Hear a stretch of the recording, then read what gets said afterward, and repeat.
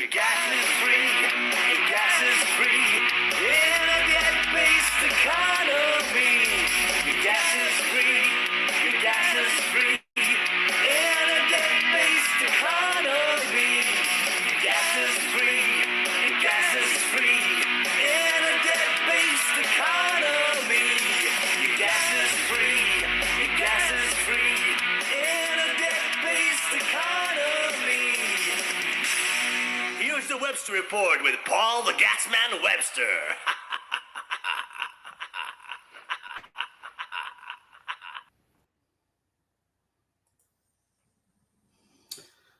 Good evening and welcome to another Webster Report. The second one on the reboot from last week. We were worried that we wouldn't have anything to really talk about this week, but I think there's one or two things that's occurred. I know you said earlier, Alex, that you don't watch a lot of news or you don't get to take too much in. Obviously, even you know that there's one or two issues going on at the minute. What's your take? This is now, it's looking to me like the Flames are having petrol poured on them. Yeah. Well, there's no doubt about it. This has been simmering, as we know, for a long time. You know, when people talk about papering over the cracks, well, you could even argue going back to 2008 with a credit crunch, manufactured as it was, you know, this subprime mortgage nonsense. But realistically, there have been massive cracks in the foundations for ages, and the elites have simply papered over them. But that doesn't make the cracks go away, so the cracks just tend to get wider and deeper over time. The division gets wider and deeper over time. So I think we've just got to a point now where something, we don't know what that something is lit the blue touch paper. And here we are. I don't know if you got an international audience, Paul. I know a few hundred watched last week. I don't know if it's exclusively British audience, but of course, in the wake of the appointments of Sir Keir of the Starmer, and as many people are talking about, Starmageddon seems well underway within around 4 weeks of him getting into office. That is probably something of a record.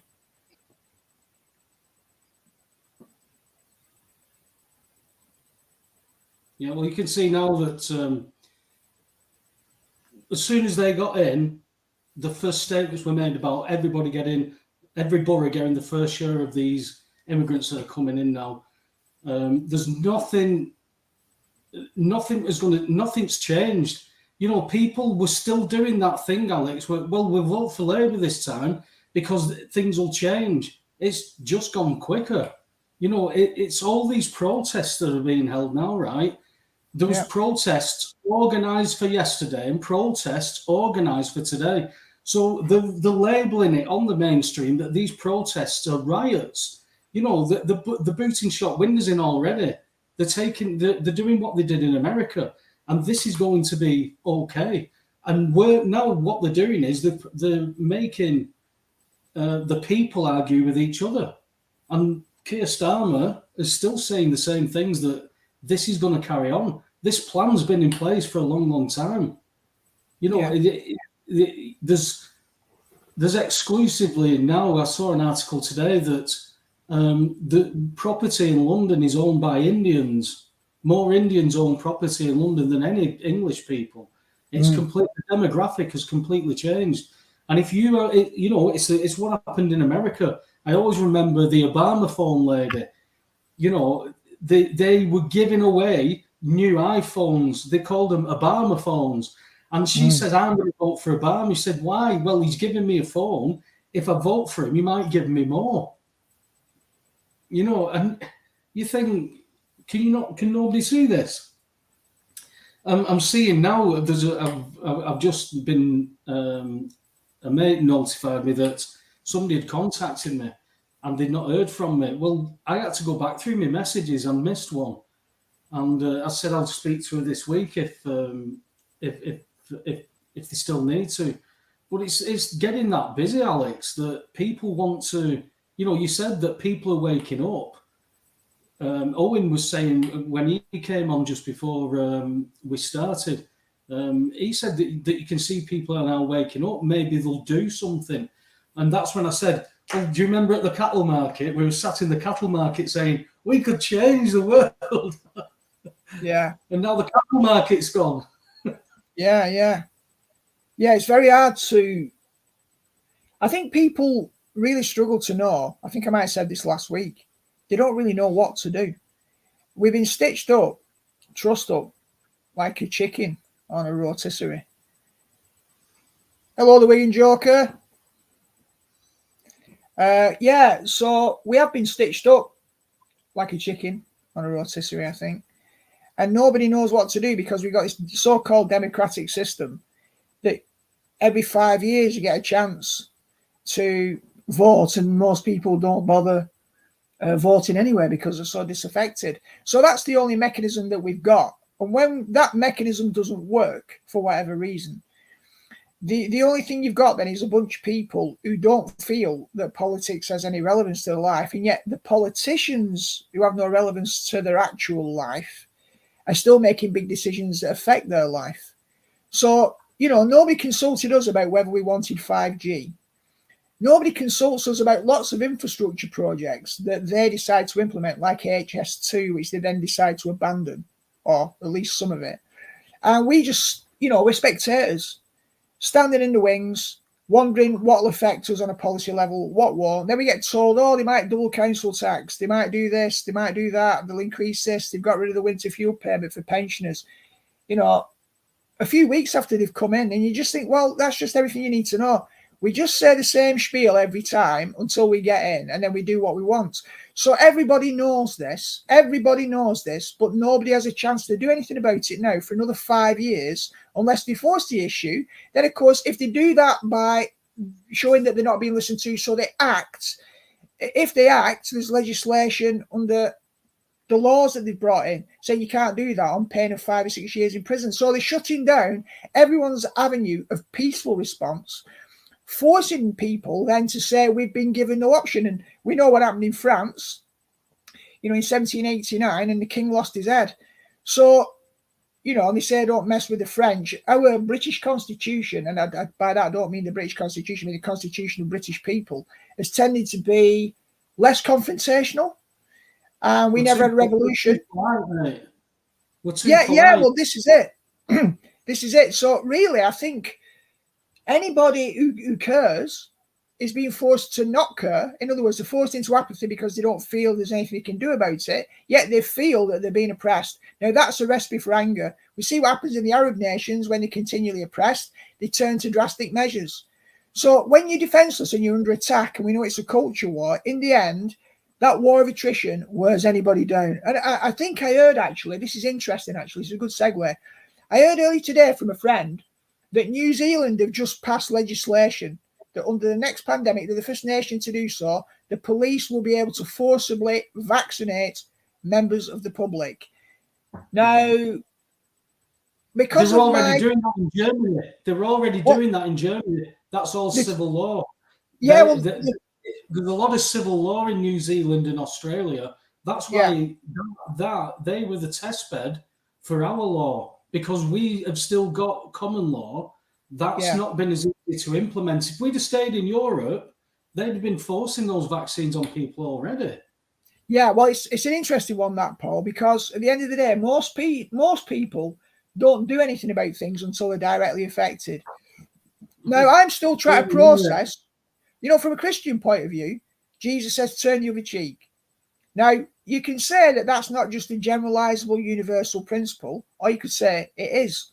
But the problem is, what about the right to defend yourself? So, for example, Jesus before Pilate didn't defend himself, right?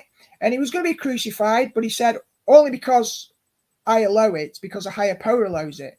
So the problem that we've got now is, when I look at it, I struggle, and I think, if I didn't have Christian values, then my position would be, if somebody tried to force vaccinate me, I'd kill them on the spot.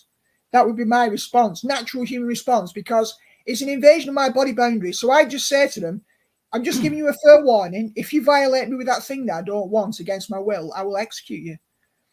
That, I think that's perfectly legitimate. You can only say to somebody, if you do this, you will face consequences. If you violate my will and force this medical procedure on me based on something that's utter garbage that I don't believe in, and you force it on me, unfortunately, somebody will have to pay the price. Because there's no way otherwise of establishing justice, and I mean in human terms. Now, from a Christian point of view, you can say, vengeance is mine, saith the Lord, I will repay. Maybe. But do I want to be vaccinated against my will? No. So if I didn't have any Christian values, I would simply kill the person. I wouldn't allow it. Okay, I'd still get vaccinated, but I'd still resist. I'd lay a marker down. But this is the problem now, you see, because people have done nothing. They think they can violate you on every level. So I don't know what we do about that, Paul, to be fair. I think with the IQ test that happened, Alex, over the last 3 years, I think they saw that there's at least enough people that are going to go with it, and there's going to be enough people who won't do much about it. I think they're taking a gamble. I think they're just going to go all in for this. There's nowhere else to go with it.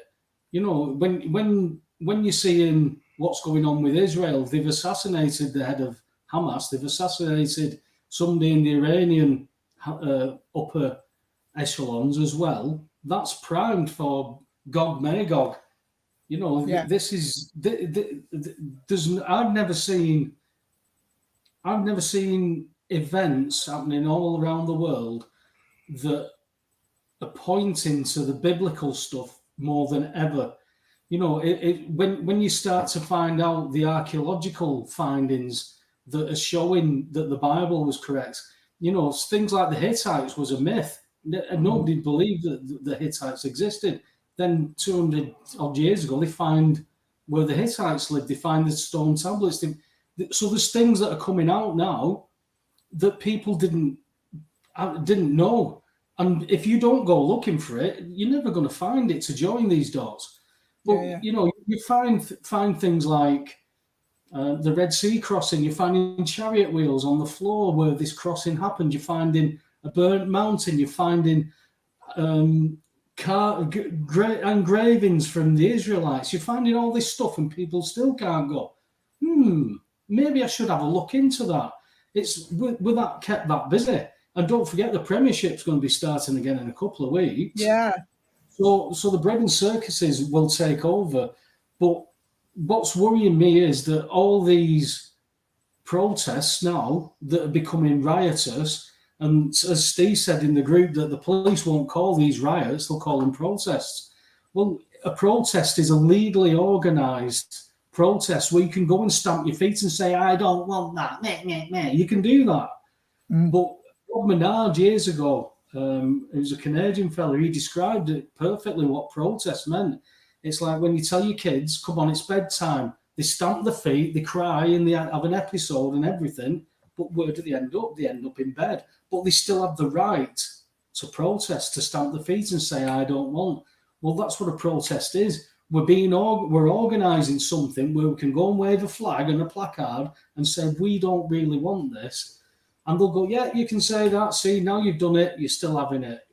It's not rejection. And the only, as you touched on, when we can't go into these courts with remedy, you know, bearing in mind, I'm stood in court with a gas company who sent me a cheque that I've got to endorse and give it them back under the bills of exchange to set the bill off. Shouldn't be any problems with this. It should be that easy. But if they accept that, then everything starts to fall. And as I said last week, Alex, and I say every time I do a talk, I've got another talk coming up in Burnley in September. When I understood that paying me bills, which I was taught to do, which was a must, was the wrong thing to do as a creditor in a debt-based economy, and what the ramifications of me paying those bills and not setting them off, I couldn't understand how people don't see how pertinent that is, because I'm paying for everything 3 times over. I get out of bed, I go to work, so I pay for my labour. My labour that I get paid wages for is then taxed. So I've now paid for this gas, water and electric grid twice, and then they send me a bill and they're asking me to pay again. That's wrong. As a creditor, I shouldn't be paying again. I should be setting off. If that's true and everybody did it, that meant the national debt would be flat. We'd flatten the national debt because we could account for what our money's been spent on. Yeah, we spent so much on gas. Yeah, so much on electric. So much on. Yeah, we've got all these in. Oh, some of the debtors haven't paid though. We'll have to enforce that. So they go to the shopkeepers who've not paid, the shops that are empty, so they can mark them off, so they can balance the books. That's how, funnily enough, the system was meant to work. That's why I had no issues going in with the Mr. Paul Webster title, because there's nobody got a better claim than that over that than I have. And if they have, they better come and show me. But the factor is they've given me a bloody check and then said I owe them that money. So if you give me 50 quid and I've got it in my hand, and then you say you owe me 50 quid and I give you 50 quid back, I don't owe it you anymore. Well, you've given me a check that you can't get access to some funds, and you're saying you owe me 50 quid. So I've signed it, I've endorsed it, I've given it you back. Now I don't owe you 50 quid. So that's all British Gas did. They sent me a check to set it off. And they always sent me it. They always sent the right ones. They took a stance now where all these companies are refusing to send out the joint gyro, and they're just sending out invoices. And people want to know what to do. You're going to have to go to court. And yes, you go into a court that can't really let you win, but what else do? You've got to go down the remedies.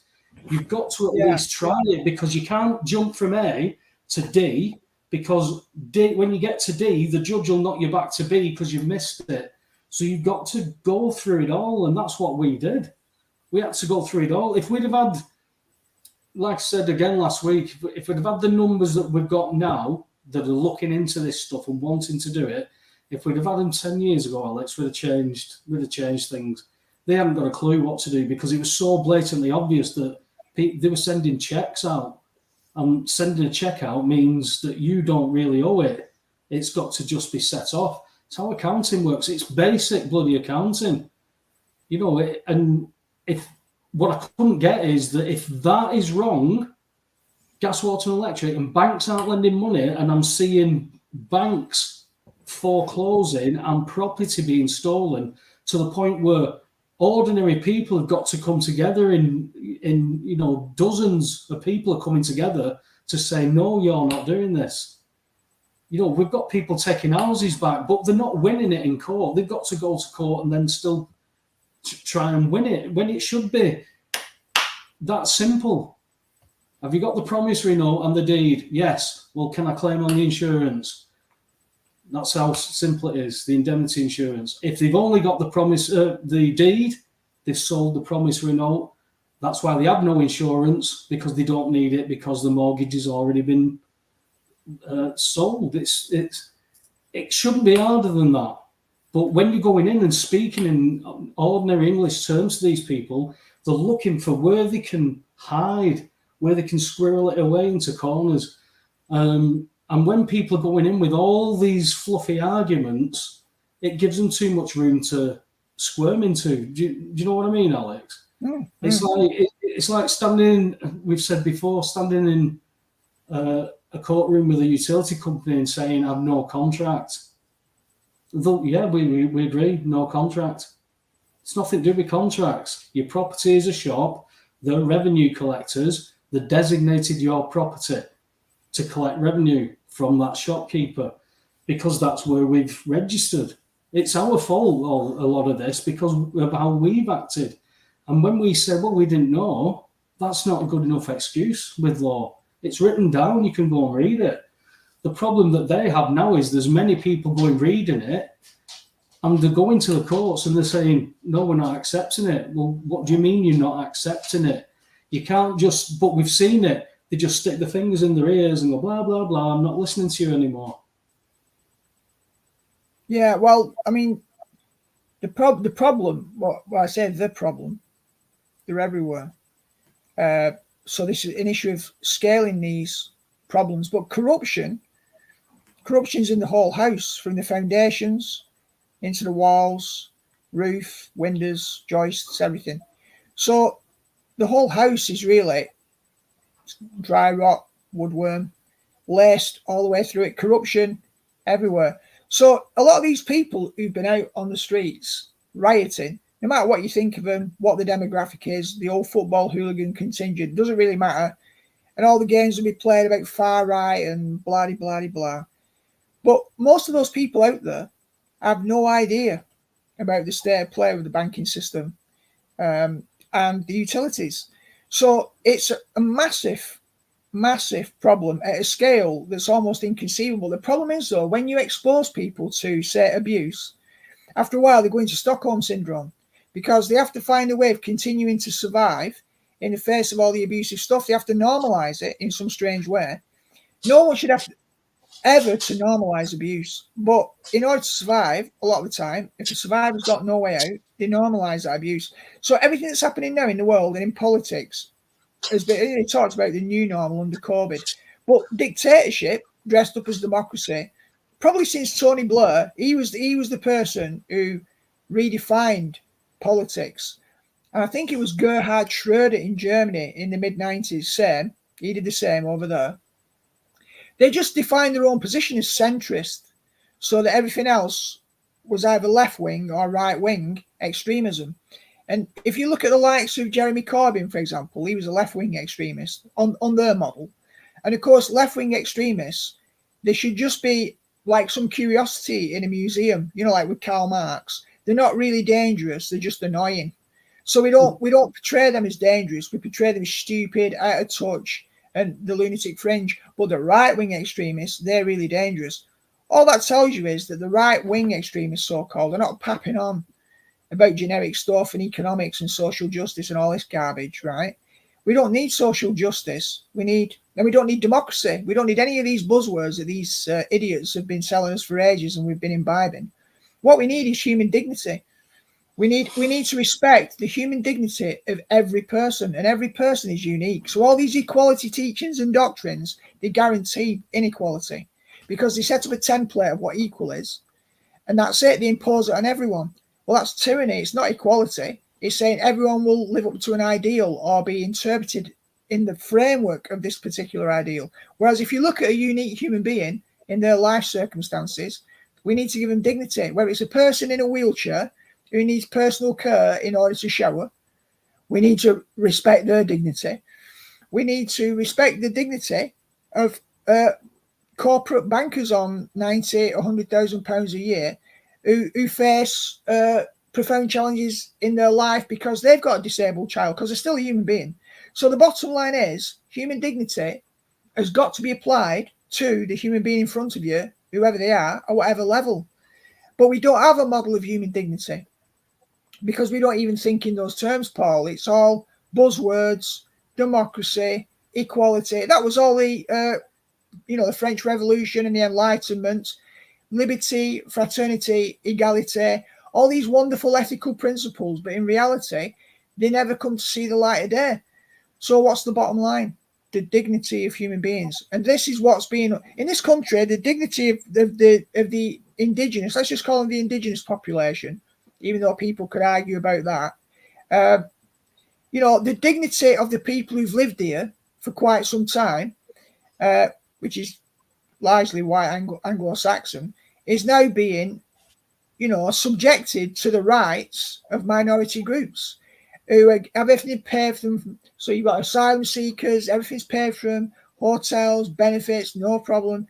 Now, people cannot put up with that indefinitely when they're suffering themselves. Most people will be open-hearted enough and open-minded enough to have compassion for outsiders, right? But if those outsiders are eating out of your fridge and you can't eat, that's a different kettle of fish. And it doesn't make you a racist or a xenophobe or anything else because you don't want somebody to be taking your share of the taxes while your health service is going down. You can't get a dentist. This is only what Nigel Farage said, and they malign him and they portray him as a racist bigot. But the facts are the facts, and these establishment elites won't accept the facts because they're hiding behind a narrative. So the problem is, on every different kind of level you can imagine, human dignity is being lost. Decent people are under attack. and more of them are realizing that they're under attack, being hit in the pocket, being threatened with various measures, being portrayed as extremists. So in the end, there will be greater awareness. People will wake up. The question is, what damage will Starmer do in the meantime? Do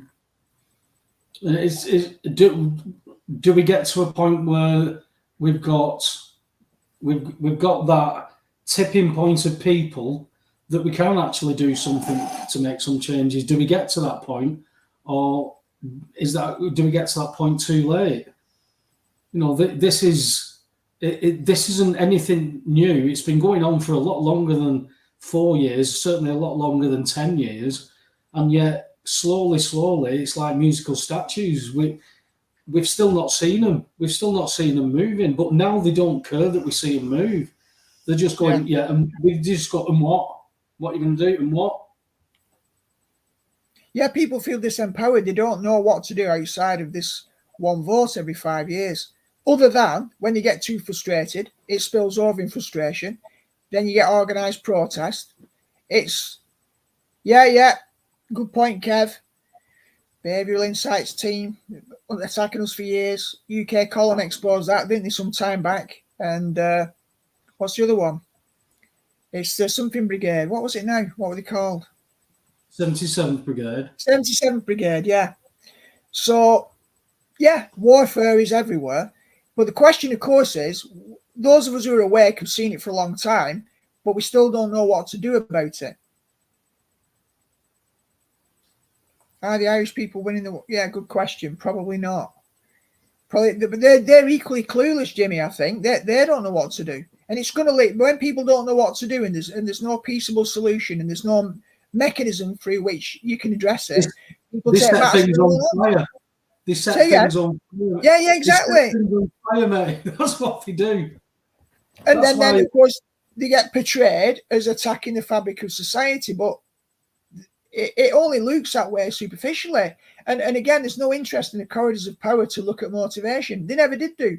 When you first had these, people tying explosives to themselves, and doing what they were doing, did anyone look at the fact that they were oppressed by Western foreign policy? No. How would you like it if someone came into your country and portrayed you as the evildoer while they were raping and pillaging you, stealing your resources?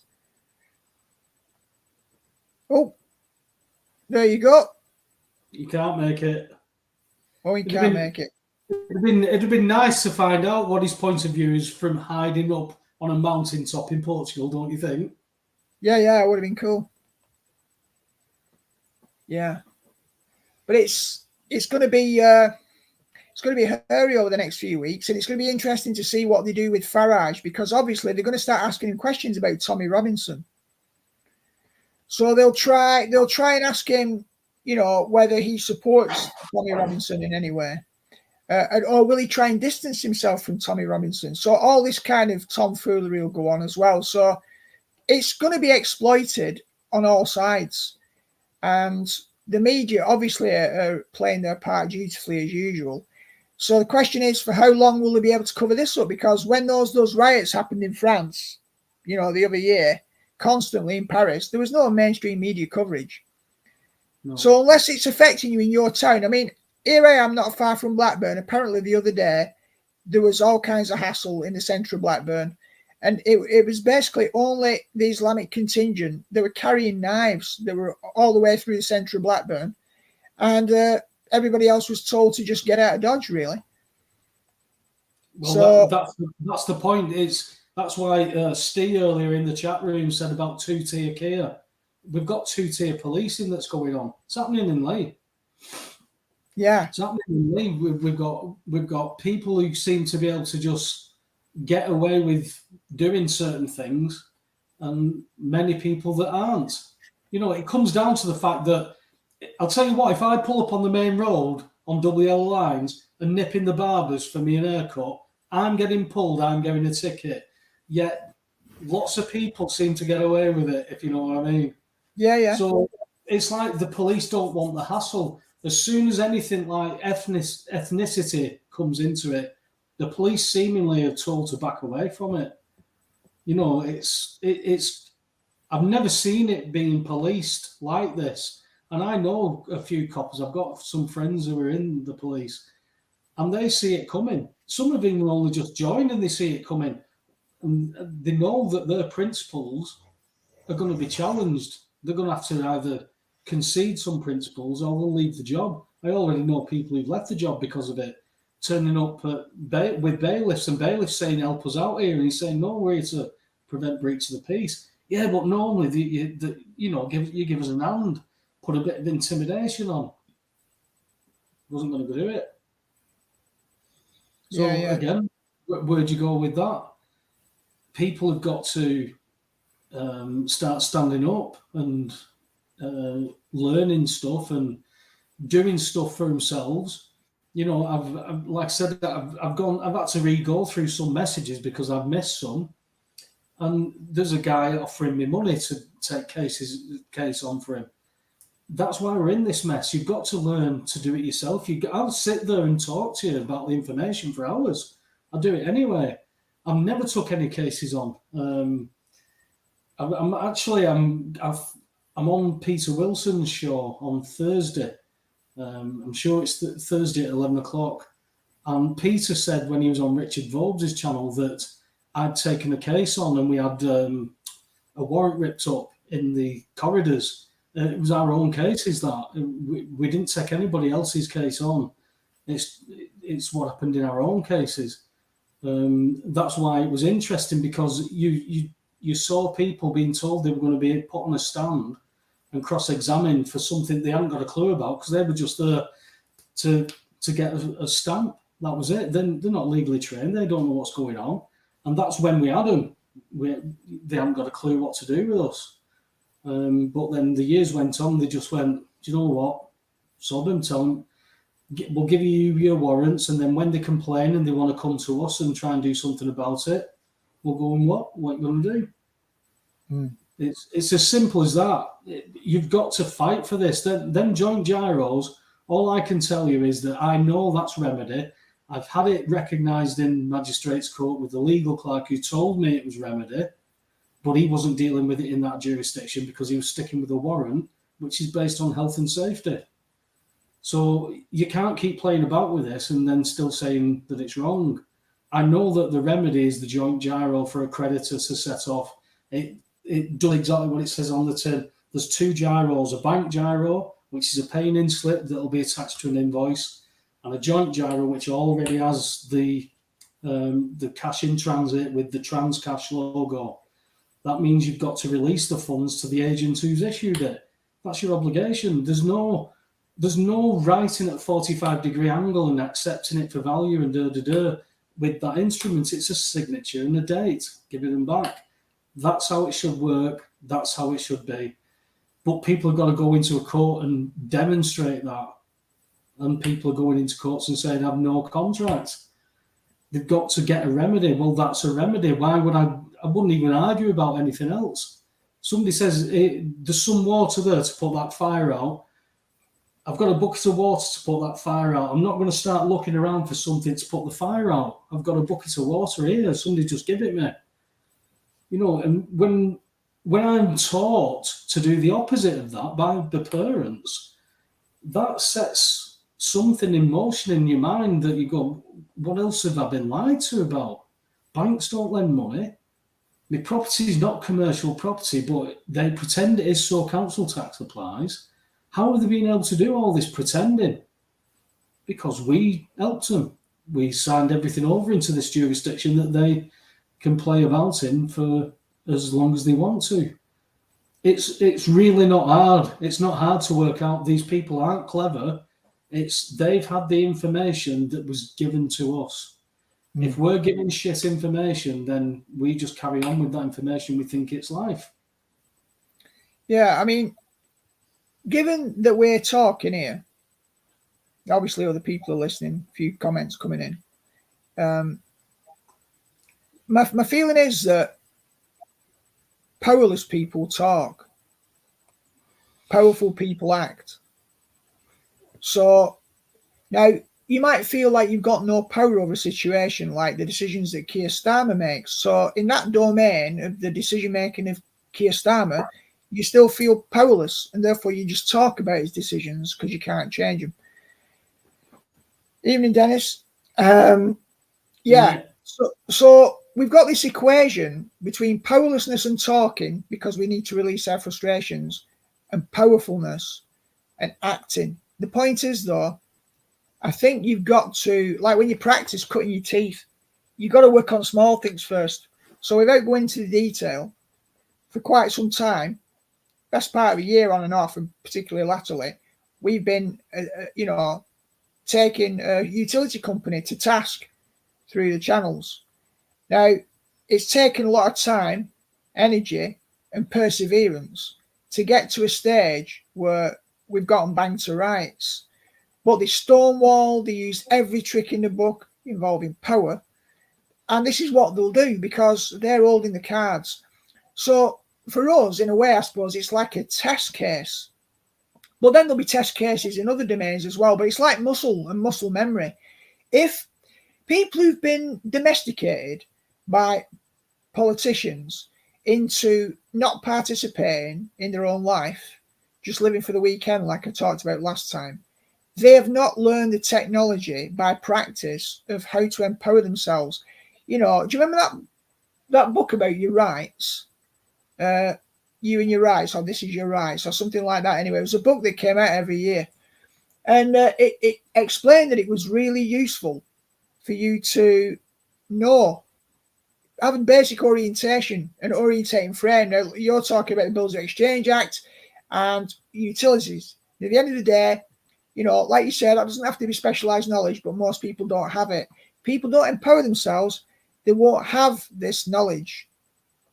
So we've got to get the knowledge that we need to be successful in life. And the schooling system disempowers us. Politicians disempower us by making decisions for us. And then they criticise us when we don't do what they want, when we don't comply. So to be truly empowered and to be able to act, you've got to have ownership over your own life. You've got to set your own goals. You've got to have a vision for your own existence. And the problem is not enough people do. Too many people drift through life, getting from one week to the next. And look, surviving is underrated. It's a good thing to be able to survive. It's the bottom line. But if we just stay there, we have no goals. I'm in a particular job. I'll just keep my head above water. I look to the left and right. I'm doing better than John and Fred. So I'm not doing too bad. I could be doing a lot better, but I'll just keep treading water like this. I'm fairly content with my existence. And you should be able to do that. But in the world in which we're living, if you do that in this world, you're going to be at a competitive disadvantage. So if you've got passion about your own life and what you want from it and drive it forward, you've got a better chance because you'll have to equip yourself to succeed. Schooling system isn't helping you. It helps the children of elites because they're prepared properly. We're disempowered. That means we have to get this knowledge ourselves. When you wake up in the morning, you have to ask yourself the question, am I glad I'm here? Do I want to be alive? Do I want to do something productive with my day? Or am I just on autopilot? And the vast majority of people, unfortunately, are living on autopilot. They've still got some good experiences in there. They're not totally unhappy. They know things could be better, but they've settled. We have too many people who settled and not enough people who are prepared to do the hard work to challenge themselves in the face of all this garbage. So they just go under, or they just talk and complain about it all the time, and they don't know what to do about it. And then when they get frustrated, some of them turn to violence. I think we've got to do better. As individuals, we've got to do better. And we've got to take ownership of our own lives. And the knowledge that we need is secondary then, because we only need that knowledge so we can deploy it to improve our life chances. Who goes about spending ages reading stuff they're not interested in? Nobody secures knowledge about areas that have no relevance to their life. There aren't enough hours in the day. So get passionate about your own life, what you want to do, what you want to achieve. And we know things are difficult. Things are really difficult outside of ourselves, but we can't use that as an excuse. If we're going to be an army of people mobilised, truly mobilised, then they say the penny's mightier than the sword. If we're not going to have to resort to violence, we need people who are canny, who've done the research, who know what they want in life, who know what vision of society that they have, and are going to work hard for it. And if that doesn't happen, they've got us by the short and curlies, haven't they? And they're not going to let up. They're not going to let up. They can't let up. They've been spending far too long on this. It's the factor is now, whether they've done it on purpose or not, there's a mass of people that have come to some conclusions that they're at least, there's something not quite right here. They've at least got to that point.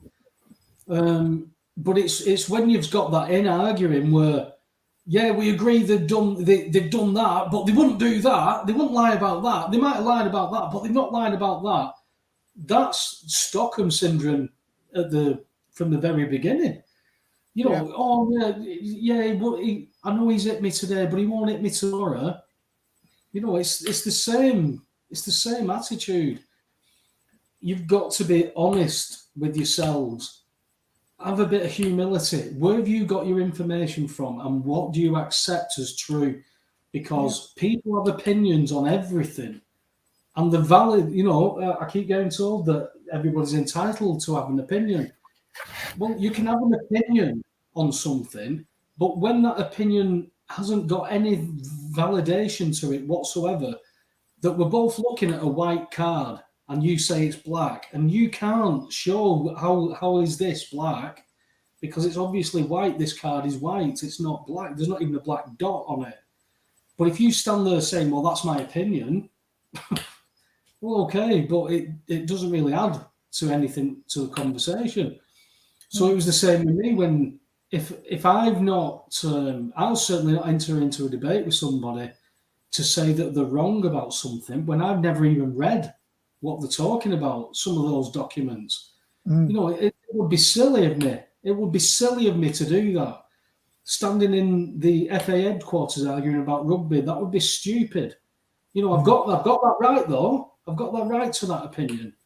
So I had to go and re-look at everything I've ever been taught, especially through the schooling. You touched on the schooling. I noticed that the FBI followed a group of kids through the education system at the age of 5. I think there was 90% had genius level potential at the age of 5. By the age of 10, they had halved. By the age of 15, there was less than 10%. I think it was even less than 5% of the original lot of kids that had a genius level. And their conclusion was the education system's doing its job. A nation of workers, not a nation of thinkers. And you said if you go to Eton, you're taught the Bills of Exchange Act by the age of 13. So acting as a creditor in a debt-based economy, you set off bills, you don't pay. You get yourself into trouble. Books can't be balanced. It was such a simple revelation to understand because it's basic bookkeeping. I was a treasurer of a football team. I bought 5 new balls out of football money and I didn't put a receipt there. Then there was a problem with the books. Well, HMRC have taken the taxpayers' money and through the government, through subcontracting, the entire grid from the drilling, refining, servicing, maintenance, pumping, everything, all paid for up front so that you can get up, swear at the dog because you're going to work again, have a brew, have a shower, go to work, come back, have a shower, have a brew, have your tea, put feet on, have a few beers, and then do it all again the next day. That's what we're taught to do. And we're taught that's life. And, when we take that's life as without question, that's just as silly as anybody not doing any research and just believing in something that's where you got to. When you were showing people, hey, you should read this, they had lives. Oh, I'm not reading that, I've got a life. Well, those people who had that life because they could afford to pay bills now can't afford to pay them bills, and they're panicking and they want that quick fix. You're gonna have to get your hands dirty. And my mate Steve, he's known about this for a long time, but with 3 kids and a partner, what do? Just stop paying. Just stop paying. I'll stop paying and take it all on. because I'm hard. When you've got 3 kids to feed, this is what they've done. They've got people into these situations, these positions, and it's the basic going. And what are you going to do? It's so childish, but it's people's lives. Yeah. Well, yeah. I mean, the big question for us, of course, is how are people going to get empowered?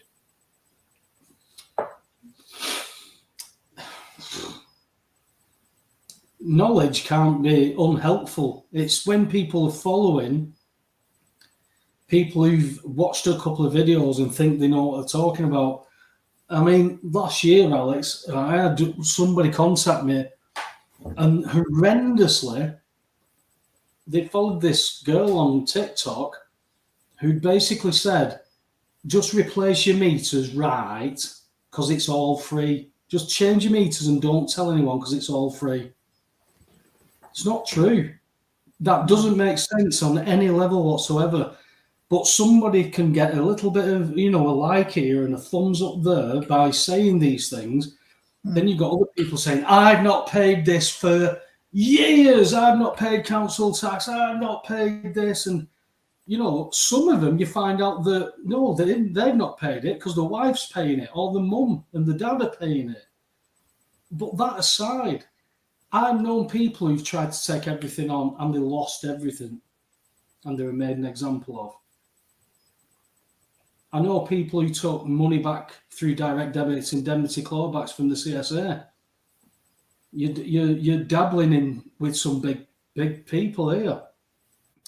The funny thing is with the HMRC and CSA, they always send you joint gyros to set these things off, but we don't know what to do with them. So we think that we've got to pay them because that's what debtors do. That's what customers do. Anybody talking to you as a customer, you're a debtor, you're a shopkeeper.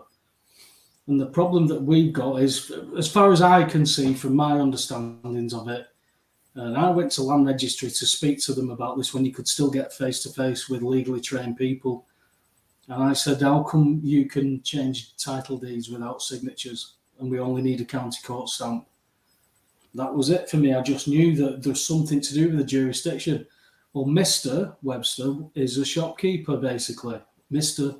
can only own a title. That's why I've got a title deed. I don't own the property. I own a title. And as soon as I realise that I'm putting my property into all commerce, that gives these courts full jurisdiction. So as long as they keep their fingers crossed, Alex, and they pretend that I live in a shop. I mean, the best one was with the council tax hearing when he came up with at this moment in time, your properties are capable of being shops. Not listening to any more, blah, blah, blah. My house is capable, Alex. Your house is capable of being a shop.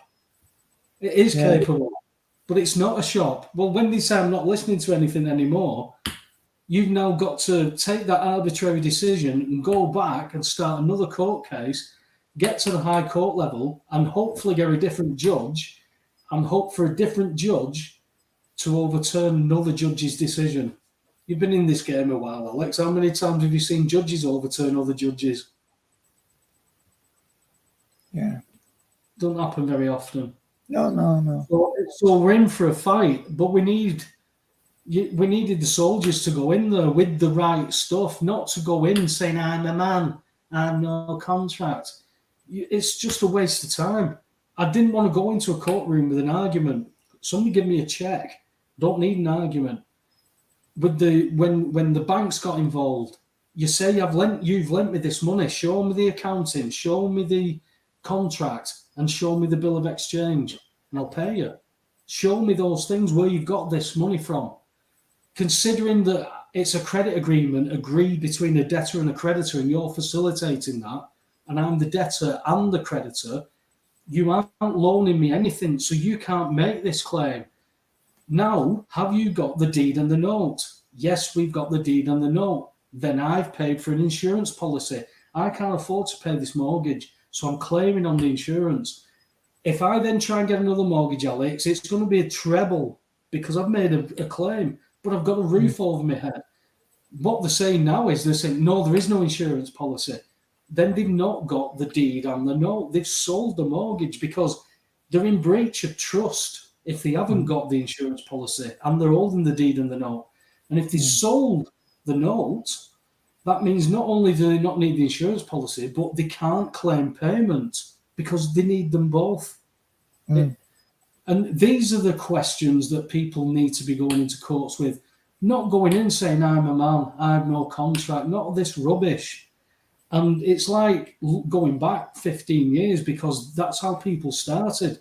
The freeman stuff, that you can't get a clearer description of the split in the jurisdiction with the freeman of the land stuff. Man and the mister, it's completely different jurisdiction. But what we had a man going into a commercial court and saying, I'm a man, and the court just going, yeah, sound, we agree. He's a man. He says he's a man. Yeah, we agree. He says he's no contract. Yeah, we agree with no contract. How are you going to pay this? If that's your argument, and don't forget the one who just pushed the birth certificate forward and just kept tapping it, and they went, is Mr. Smith here? No, it doesn't look like he's here. Well, we'll find in his absence, find him 900 quid while he sat there tapping a birth certificate. What's the point? I didn't want to go into these places to argue. I didn't want to pick a fight with these people. I wanted to go in and go, I'm done. And as far as I was concerned, when you walk in with a cheque under a bills of exchange that is, it's world commerce, this, I thought, you can't go wrong with this. You can't lie about this. You can't pretend it's wrong. And then you just go, what you doing? Where are you running off to? Honestly, mate, it was, you had remedy.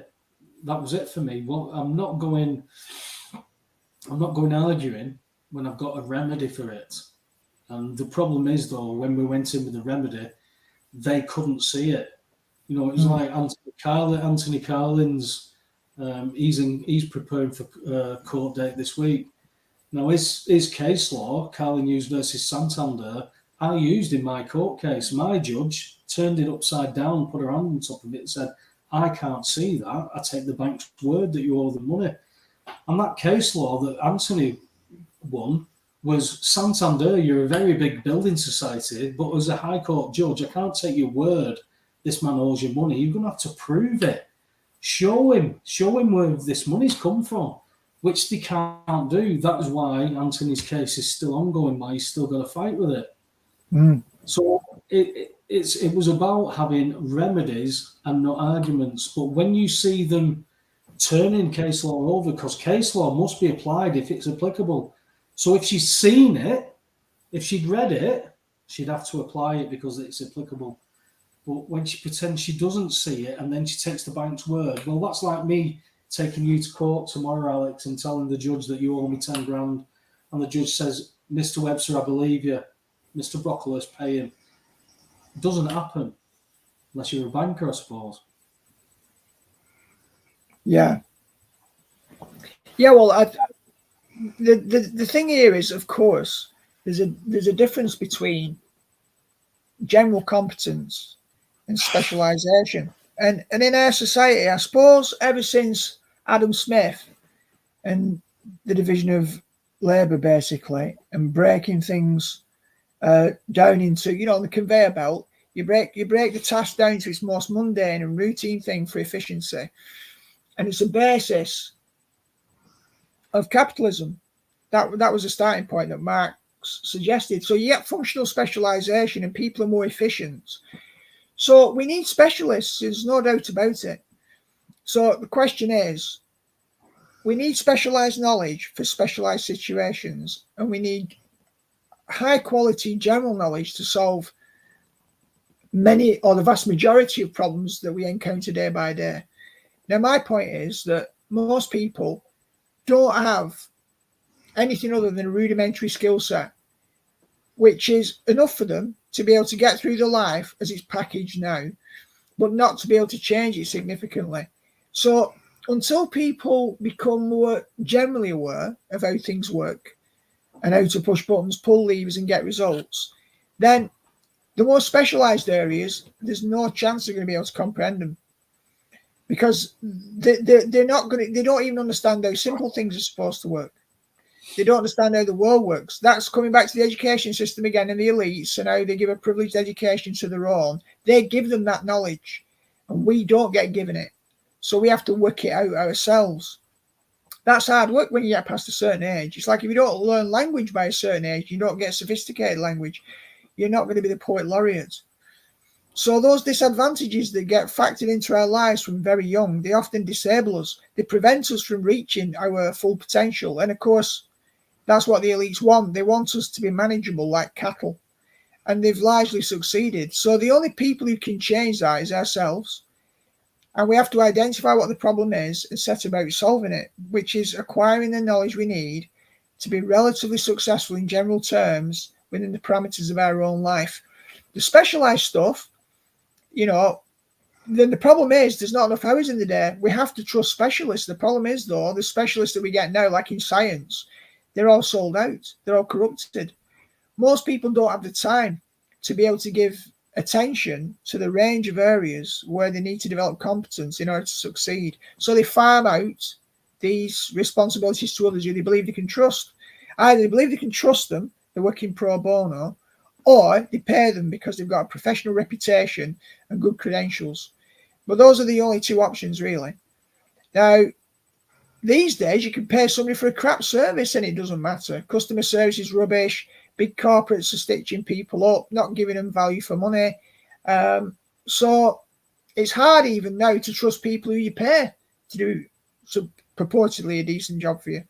So we're thrown back on our own resources, our own competence, our own skilling. Where do you start? Maybe everybody needs to get familiar with ChatGPT and start asking some smart questions of AI or something. I don't know.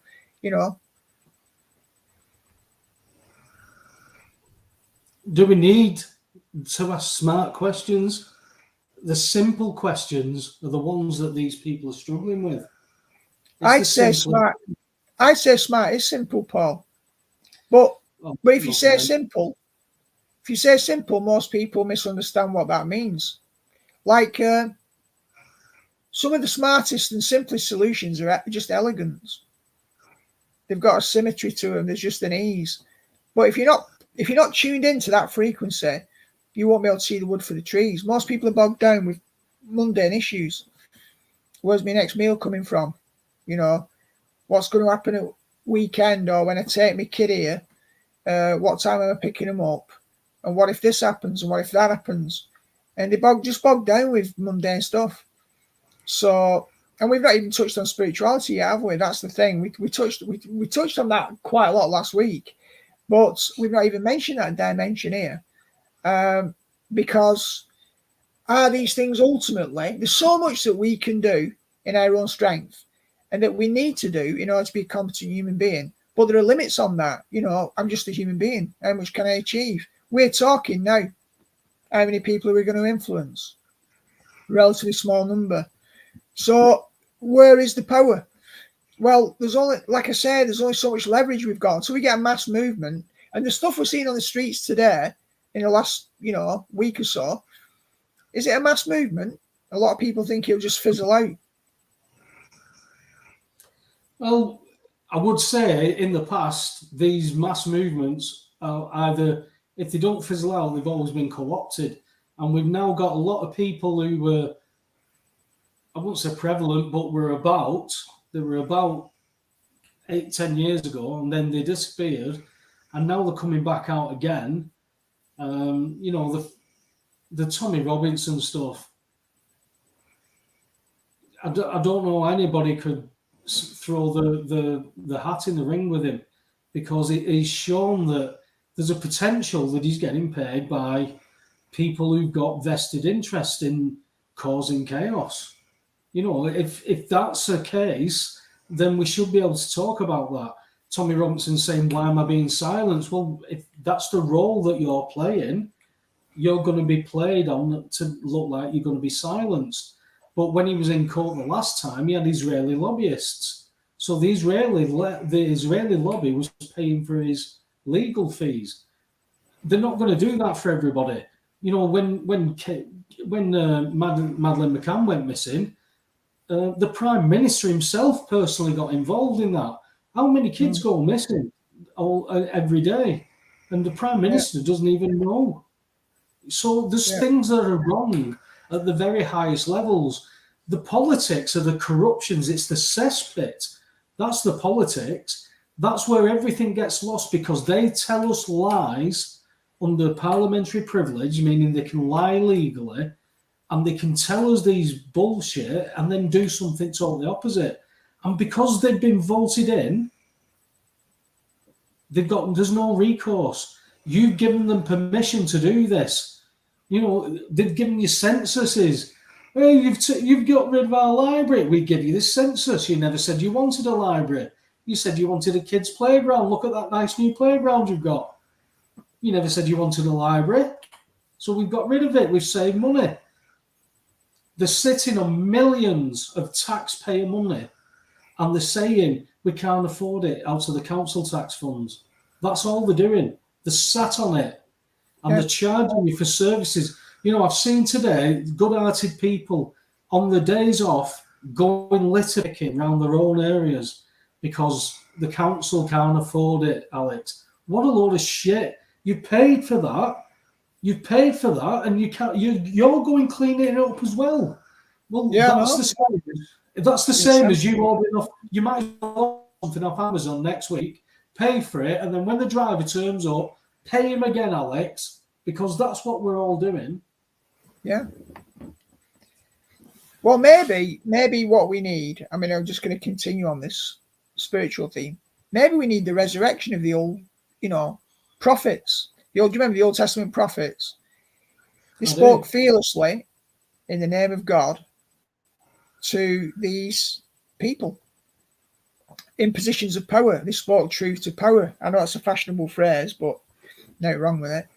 So maybe we need those people who are going to speak truth to power, but in the name of God, because there's got to be a higher authority than these parasites who are so-called our leaders. So to me, there's only a limited number of things we can do. We either come together, we empower ourselves as individuals, come together in groups of empowered individuals and push for change in a peaceful way that doesn't fall into this Tommy Robinson trap that they can manipulate and use against us. Or we don't trust in our own abilities to change it.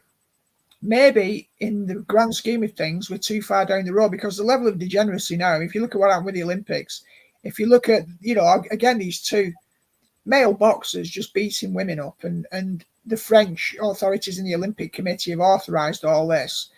That's openly created. Apparently, Alex, she was born with a vagina, but there's some problems with the chromosomes, right, that made her male. But she was born with a vagina. But that means now we're going back to that a vagina actually defines gender again. So they're saying that because she was born with a vagina, she is a female.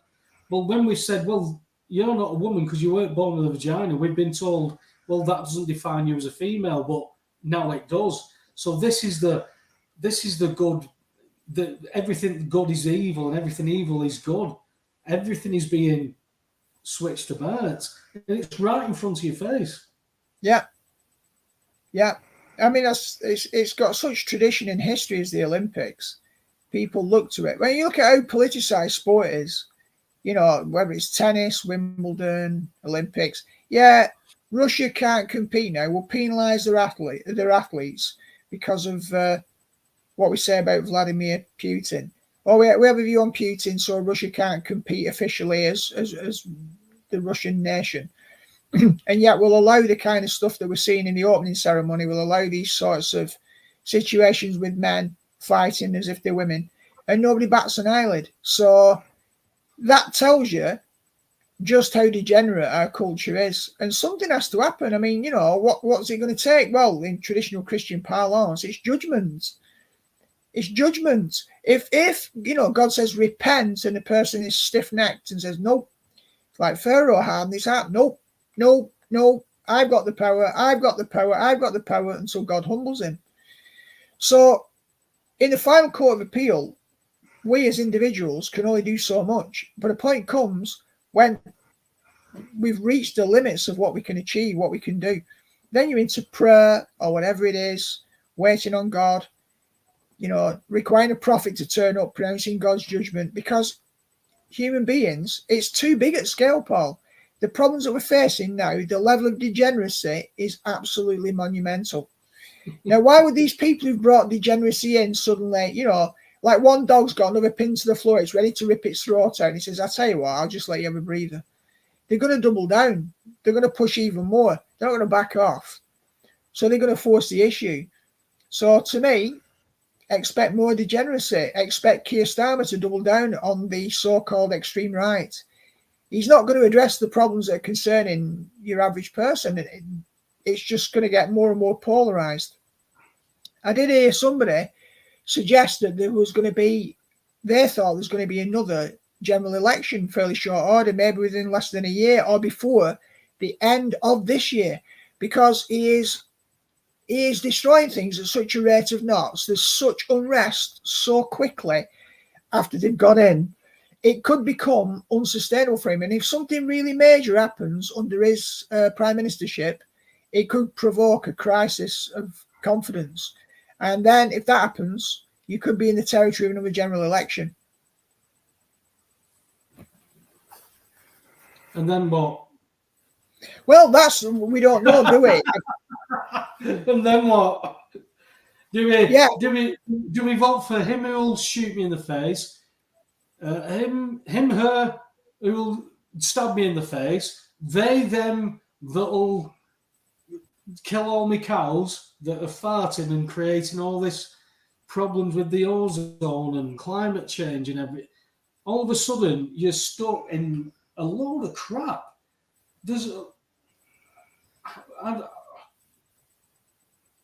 It makes you stuck for words, Alex, because they're giving people some truth mixed with a load of lies. All that does is create argument, because people will understand certain parts of it but disagree with other parts, and then other people will understand the parts that they disagree with but disagree with the parts that they... So all it does is create this this dissonance. Yeah, and then you've got cognitive dissonance on top of that, where government wouldn't do this to its own people. I have close friends who said that believe me, their attitude has changed towards the government and police with what's happened over the last 3-4 years.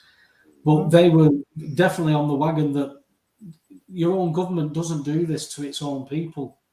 They've always done it. They've always got away with it, because they'll say, "Oh, look, he's been shot," and they'll put a gun in somebody's hand and it was him, and they jump on him.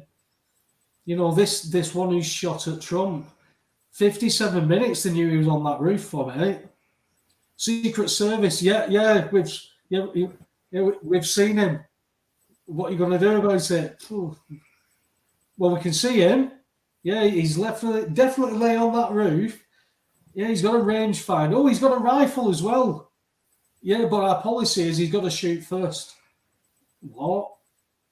Now, what trains of thought have you got?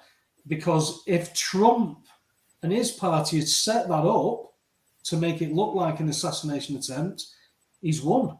Because it's all going to fall on the Biden administration. If the Biden administration's done it, it's backfired on them and he's won anyway. So it's a win-win here. It's a win-win situation. And from this, Trump's a shoo-in. He's going to come in, and he's already announcing peace and safety, and we know what happens when that happens, mate. Yeah. Well, we have to be vigilant. I mean, at the end of the day, everyone, from the minute they're born, is making decisions. From the minute they're born, and if you're oppressed, mistreated, neglected, you're in pain, your parents sell you down the river, your teachers sell you down the river, you get bullied at school, so many different things that can happen to you. You have a choice. Am I going to survive or am I not? Am I going to turn to the darkness or am I not? So we've all been making choices all our life, and then we reap the consequences of our choices because our choices constitute a foundation. And you're not going to find happiness if you make unwise choices. And the beautiful thing about choices is God gives us free choice, free will. There are external constraints, sure, but we've got a lot of freedom within that. We can make decisions. So what kind of decisions are we making? You know, it's down to us at the end of the day. Even in these difficult circumstances, there's still a lot of joy that can be experienced. There's still lots of positives. There's still many, many good things going on. But we're seeing the darkness. We're focusing on the darkness. And that's a choice as well. So we could actually come together and start to build alternative communities. Like I was thinking about this. It might seem, do you remember CB radios? I've been toying with the idea of buying a CB radio. Still got one, mate. I've still got one. You've got, right, yeah, well, that's, somewhere along the line, I know there's preppers and everything, but we've got to somehow create a counterculture. Buckminster Fuller talked about that, about not critiquing or not attacking systems that don't work, but instead create one that could work. It's like build an ecosystem. And I personally think that we do have a lot more power than we think we do, and we've got to talk with each other. We've got to develop solidarity, and that looks interesting. What have you got in there, Paul? You want to get me a beer? Fridge, mate. All right, it's no very beer. attractive. Go on, you say, mate. No, I was just admiring that fridge. It's. I was just wondering what I thought I heard the sound of a ring pull then. Oh, good on you. Yeah. So I think we don't want to get into a council of despair because there's a lot going against us. It's a culture war. It's relentless. Now, I suppose you could argue you don't need faith to do that. You don't need to believe in God to do that. That's an option. I personally do. I would recommend it to anyone. But you can just have resilience anyway. As I've said many times before, I was never a religious, mate. I knew there was something after this life, after my dad was killed when I was 16. I had experiences. I knew religion wasn't the way forward for me. I've sat through many left foot to right foot services. It's just all about man-made rubbish that touched on some parts of the word that didn't really mean anything because I was just listening to what a bloke said it meant. But finding out how much this world has lied to me, and then understanding that the message of the gospel message itself is, I'm the way, the truth, the life. Nobody gets there other than me. And all these liars that have lied to me all my life said that was wrong. I'd have to be an idiot to not go, well, that's interesting. All you liars say he's wrong. That's interesting. I've not read this. You're saying he's a liar and he's wrong, and I've not read his book. I better read his book for myself, not what some other bloke said. I think what God meant to say was, it was that simple for me. But I still can't get how people don't understand how pertinent the fact that we're taught to pay bills that have already been paid, and we're taught that in a two-tier education system for a reason. Why isn't there enough? Isn't there more people up in arms? I get the ones who are scared, mate. I do. It's not something I'd recommend on people to book an appointment at the court and go in there and think you're going to win everything. It's not a great experience. You'll speak to anybody who's been through this court system. It's not a great experience. Even the ones that come out unscathed to a certain extent, or with minor wins, or even full wins, it's not a good place to be in. They don't want you there because they can't control you if you've not got a solicitor. If you've got a solicitor, you're going to be controlled and you'll be guided through that. When you're a maverick and you're just on your own there, but you're using the right stuff, they can't combat it. It's when you stand there saying, I'm a man, I'm no contract, they can laugh at you. So you don't want to go in there where you give something that will laugh at you about, because after they finish laughing at you, the next man that comes in has got to shut them up about what they're still laughing at you about. So you even mention no contract. Oh, he's a free man. Let's laugh at him again. You know, that's where we've got to, Alex. People are in this position now where we should have been 10 years ago, and now we haven't got that amount of time. You know, we're a collapse away from nothing meaning anything. You know, the bills of exchange, the joint gyros have gone if they collapse the economy. That's why people need to do something, grab them by the balls now, and at least if it collapses while we've got them, they can't just implement something. The digital ID, Starmer's, we talked about this the other day. Starmer wants all the digital ID, the Chinese system. He wants all that in quick. Yeah. What's going to change then? Nothing.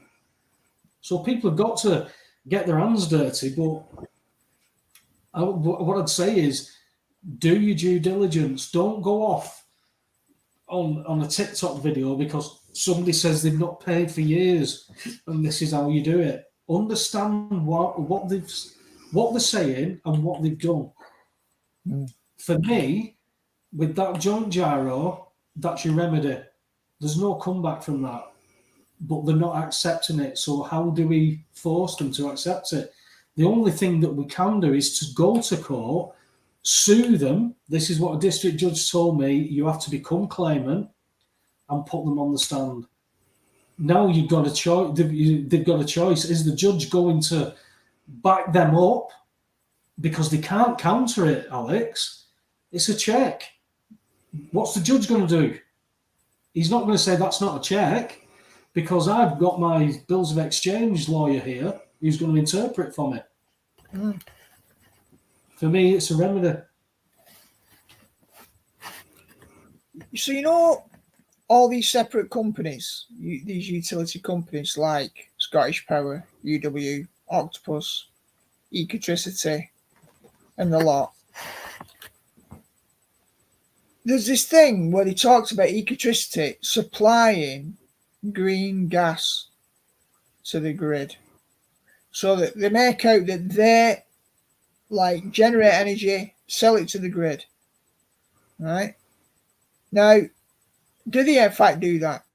No. This is what I mean. So if essentially, who puts them in the position where they just happen to be the company that makes the profit from the gas or the electricity that they're ripping us off? Who appoints them? Well, we do. We appoint them because they offer good rates to shops and business owners to use the taxpayers' funded utilities to make profit. So they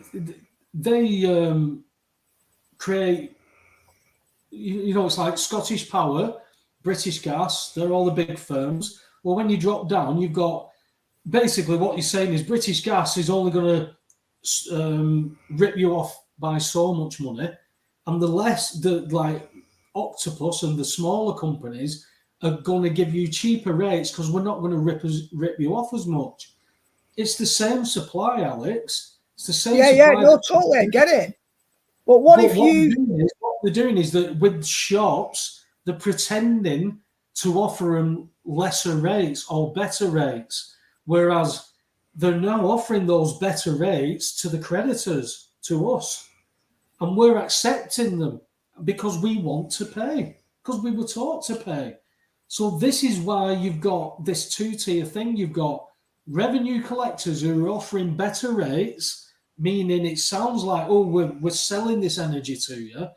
They are, in a fashion, selling the public energy to these private companies so that they can function and make profit. So they are selling it, but they're selling it on our behalf. Does that make sense? Yeah. So what would stop you? What would stop you from having a bright idea that you wanted to set up WEBSTER Energy, right? And you just decide that you want to set up as WEBSTER Energy. You're going to supply right across the country. The infrastructure isn't owned by any of these companies. It's already in place. So how did they get to make a claim in the first place to be able to benefit from the infrastructure? Yeah. That's what I don't understand. Like, could you muscle in and go, I'm going to set up Webster Energy, so I'm just going to apply to this body, and suddenly I'm a new competitor, Webster Energy. And that's true. As long as I can make sure that I can get round to my customers to collect their revenue, if they don't just give it me, then yeah, I can do that. What's stopping me? I'm just another subcontractor. Yeah. But what you've got is you've got people who are trying to do that with their own bills. Why? You're a creditor. You've got a remedy. What are you playing about with? Why are you pretending to write promissory notes for bills that you've already paid for? That's another argument that I hear, because I've heard people say, well, I wrote this promissory note to the gas company and it was accepted. Well, you're still acting as a customer. You're still acting as a debtor. So Yeah. we're not winning anything. Oh, they're off your back. They're not doing this, they're not doing that. But, we're not getting anywhere. That's why when we went into court with this stuff, we didn't need to pretend that we were something we weren't.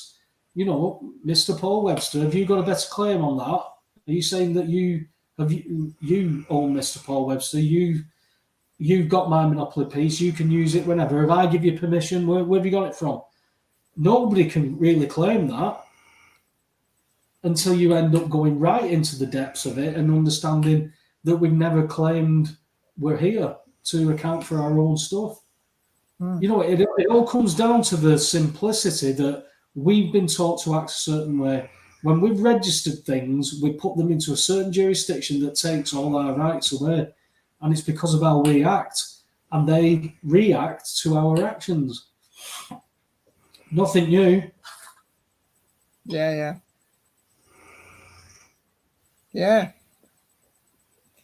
Well, it's going to be an interesting few weeks, I think, Paul. Really.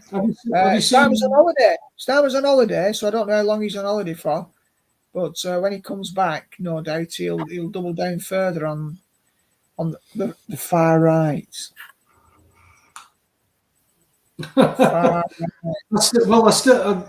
You tell me again, what is the far right, Alex? What's far right? It's anyone who disagrees with mainstream policy. So if I disagree with the fact under the energy bill that the police have been given legislative powers to red key a property on the refusal of a smart meter, you're a far right extremist, yeah. I'm a far right extremist. Brilliant. And what if I'm far left? What am I doing there? They're all right. Really? Do they not want grown men to teach 5-year-old kids about anal sex? No. Yeah, well, that's it. They're the Green Party. They're traditional Labour with all bells on. All they've done is they've taken the original Marxist ideology, which was socio-economic, and they've just made it cultural and connected it to identity politics and the culture of blame and create victims and just protect minorities, just create new minorities and protect them as a way of oppressing majorities. If you want to undermine countries and nation states, then basically just attack the majority and you'll destroy the fabric of that society. It's such a crude device, but it works, so they've no disincentive to use it. Well, it's worked forever, mate. Nothing new under the sun. It's all worked. This divide and conquer rubbish where people just, this over in this country, like I said, we're far too polite. We've just been so accepting, and now we're in a position where, people are getting harassed walking down their own streets by people who have their own opinions and own things on laws. You've got women who are being harassed by migrants because it's normal for migrants to talk to 13, 14-year-old girls. It's normal in the culture. I've met many people who've come from those cultures, and it's really hard for them to understand that they're doing anything wrong. Because if the culture's taught that from you being a 5-year-old, mate, you know that that's your culture. But the problem that you've got is we had a lot of people wanted to come to this country because that type of culture, that type of fundamental Islam was far too much. So they came here because they didn't want that. But now they're coming here and wanting to change that country, this country, into accepting of this. You know, what did... If my country's now going to go under like that, because we've seen it happen to other countries.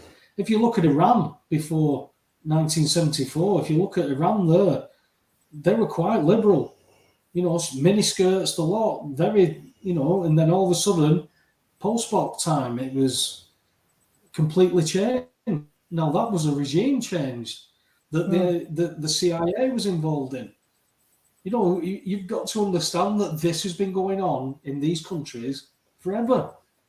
You know, the 3 world wars, Jimmy O'Neill touched on it in the chat room about Albert Pike talking about the 3 world wars, what they were going to do, why they were going to be implemented. They worked. They're doing what they're doing. They're getting away with everything, and people are just accepting of it. And like I say, there are people now who do see there's something bad coming.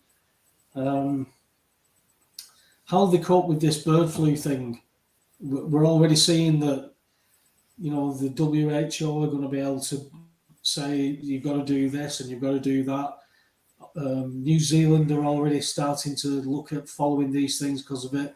You've got bird flu legislation being kicked off in Germany, which means Europe, basically, because if it's in Germany, it's in all Europe. So it's got to come here. And are we really going to accept police pinning people down and raping them? Because if you inject me with anything, that's rape and battery. Are we accepting of this now? I honestly can't say we won't accept it, because I didn't think people would accept standing 6 feet away from somebody else will save your life in a deadly pandemic. Walking the right way around the supermarket will save your life in the deadly pandemic. If people bought into that, I'm not sure what they won't buy into. It's going to be, you said it before, it's going to be an interesting end to this year. We've got we're into the last part of this year. I think we'll see, come October, November, we're going to see fireworks with America. Yeah. But they've got to build up this war now, because it's something that's just got to happen. We can't get away from it. Yeah, well, I think all we can do is invest in ourselves. Got another far right in the chat group there. Another far right. He thinks the moon landings were fake, mate. Bloody hell. Got some right on here tonight. Yeah. Well, I don't think the moon exists, Paul. Just that, just chuck that one in. Yeah, I'm just being facetious. So you just make it up, don't you? Just make whatever you want up, make whatever claim, outrageous or otherwise, and everyone's their own authority. So they're certainly getting away with it. They're certainly going away with that now, mate. Yeah. It's like, it was like, go to work, don't go to work. Walk out your house, don't walk out your house. Sit in your car, but put your mask on. Get in an elevator, but face the wall. It was like, what do you mean? Go to work, don't go to work. It was all these double things. And if you do this, do that, do this, do that, if you've got people doing that, all of a sudden they'll just go, what do you want me to do? Just tell me. Just tell me what you do that. Okay. And they'll just go and do it. As long as you tell them, don't do this, do that, don't do this, do that, you confuse them enough, Alex, they end up saying, what do you want me to do? Just do that. Okay, I can do that. They'll bludgeon it down out of people. Yeah. While we've got communication like this, I mean, they've got to pull the plug, mate. Facebook went down. I think there's people on bridges and everything because Facebook went down. couple of months back. Microsoft went down. People couldn't buy stuff because they had no cash. They didn't know what to do. They're looking at a plastic card going, why? What do I do? Should always have cash. But will people do something quickly enough to change it? I bloody hope so, mate. I've waited long enough. Well, we'll see.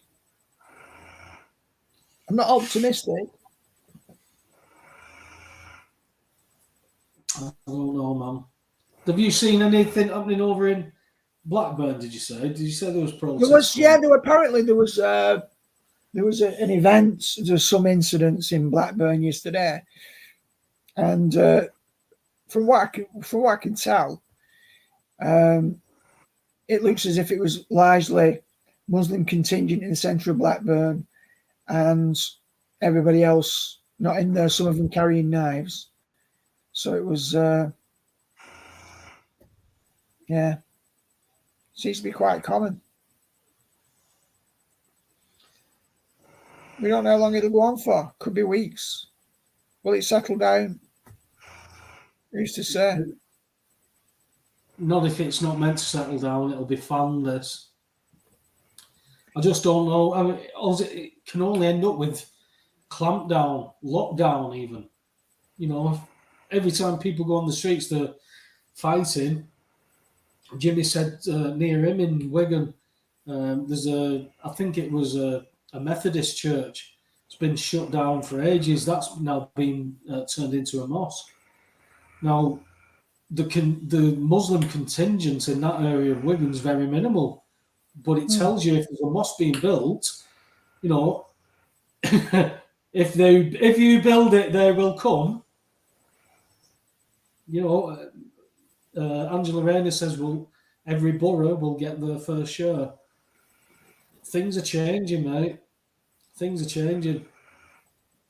Well, people are fighting back, even if it's using questionable methods. It's going to be a melting pot. So I think people need to maintain composure. You know, it's very important to remain composed at this time. Jimmy's just said that they've attacked the mosque already in Wigan. Yeah. Well, there's this argument in there sometimes where they make a distinction between extreme Muslims and moderates, and others don't acknowledge that there is a distinction. There's a massive difference, Alex. I mean, me and you, we know a lot of Muslims. I know a lot of Muslim lads, right? But none of them, and I mean this, none of the Muslim lads I've known personally have ever read the Quran. None of them. I know some who are now reading it, but when we've had some debates and discussions about some of the stuff that is in the Quran and in the Hadiths, that's not what these people want. These are what you'd call Western Muslims. They don't want the Sharia law type stuff, because, I mean, Sharia law, there's a lot of, we've debated this a lot, haven't we? There's a lot of Christian stuff, a lot of Christian stuff in the Sharia, a lot of good stuff. But when you start to see how it is nailed down as the Prophet is the example, when you follow this example, you can't say, well, that was for then and this is for now, because the Quran says you can't do that. The Quran says you can't accept this scripture and not this. Our Bible says the same. You can't just pick your scriptures. You've got to accept it all. But when you accept the whole of the Quran and the Hadiths, you're in trouble. You're in trouble because of what it says, not what I believe, but because of what it says. It contradicts the Bible completely while saying that it follows the prophets. You know, I know Muslim lads who say that none of the prophets did anything wrong. David's a prophet. He did some things quite wrong. Moses murdered somebody. So it's not like there's nothing happened like this. But when you get into this fundamentalist argument, you've got good people who are better than the documents that they're following, because they won't follow that. What do you mean? No, my 9-year-old daughter would not marry a 50-odd-year-old man.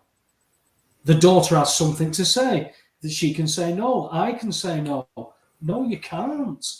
According to the Quran and the Hadith, you can't. But that was for then. That was for that society. It's not for now. Well, we're going to see, as this encroaches now, is this going to be implemented? Because I think this will cause infighting within the Muslim community. I mean, I've known Muslim lads who said that you can't go to a mosque and ask an imam a question about the Quran. You've got to accept what the imam tells you. There's an agenda. It's the same as when you go into a Catholic church or a Church of England church and you question them about what they're teaching. They've no answers. They've no answers, Alex, and that's the danger now. We've got the three main religions, Judaism, Islam, and Christianity. They're the three proponents that have been the most popular. Well, when you look back through history, you can pick out the ones that have been there. When we go into Hinduism, Sikhism, and all this kind of stuff, we could say it's been mishmashed and picked off from all kinds of religions. Same with Buddhism, but there's a specific rhetoric and a specific meaning coming from these scriptures that everybody accepts that they're historical as well. Historians who weren't even Christian or Jews or anything have agreed that these are historical facts. So you've only got the three ones, and two of them agree that they're looking for an earthly king, looking for an earthly Messiah. They're both waiting for that earthly Messiah. The problem is the Jews are waiting for the Antichrist. The Muslims are waiting for Jesus, Isa, but they're waiting for this earthly king as well. We already know that the difference is it's totally different to that. It's the only way, and it's not of this earth. All the rest of them say that that's wrong. I couldn't understand. I couldn't get to the point of just believing, but I understood it intellectually how unique that was. I couldn't believe it at the time. Couldn't believe it, but I knew it was different, and I knew all this was lies. And then you realise that these people are being pitted against each other, but at the higher levels they know about it. The Muslim Brotherhood, the Shriners, the Freemasons, they're all there. So why would the Muslim Brotherhood go against anything than what they're teaching? They're getting the rewards here, Alex. Their wages they're being paid their wages here. And it's the people who have been born into the families, even if it's born into a Catholic family, a Muslim family, a Jewish family, you're born in, you are taught. This is what you do. This is what you do. 5 times a day, do this, do that. That's what you're taught. How do you get out of that? By the age of 5, your foundation is done. Everything else is going to be learned after that. When you get to an age, when I got into my 40s and I understood that paying my bills was wrong, that was just like, everything just unraveled. Because if that's wrong, everything could be. And that meant my whole life, a life that I've lived and made horrendous mistakes in, I might not have done that. Had a bit better information.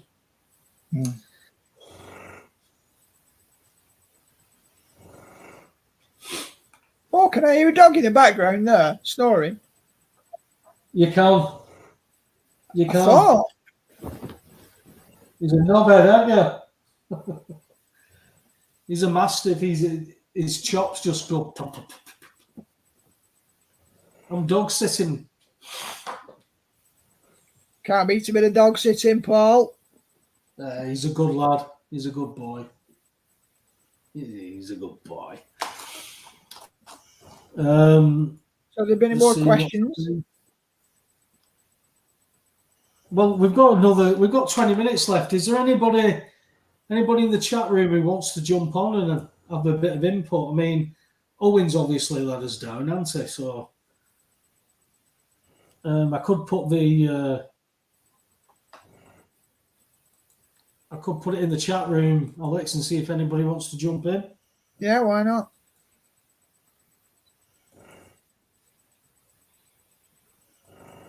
Yeah, Dennis asked that question there. If the Muslims kick off, will they attack the police too? We're already bloody attacking the police. The English are attacking the police at the minute. Yeah, well, they've been emboldened, so I think they will attack the police. You know, they've been given permission. They can get away with a lot more. So they will. Human nature. It's got nothing to do with them being Muslims. It's human nature. Well, if you look at that, what happened in Leeds, and they said the police were a bit heavy-handed. All that community kicked off. They set fire to buses. They damaged their own streets, and then the Muslim leaders had to come out. And one was one of the Muslims was a councillor, and he's in the middle of the street shouting at his own people, saying, "This is where you live. This is where you live. What are you doing? How are you treating your own place where you live like this?" And it was like, you could see, it was like the realization, this man was talking to adults, and you could see the realization in these adults' faces, like they were like children, like they'd bend down and pick up a piece of rubbish and put it in a bin and stuff like that. And you're thinking, this is your own area. If you look at the American riots, they burnt down their own areas. Well, that meant now there's nothing there. There's no infrastructure. Oh, well, we'll come in and build a new infrastructure, and we'll build new shops, and we'll change it to this, and we'll do that. It's really, really not hard.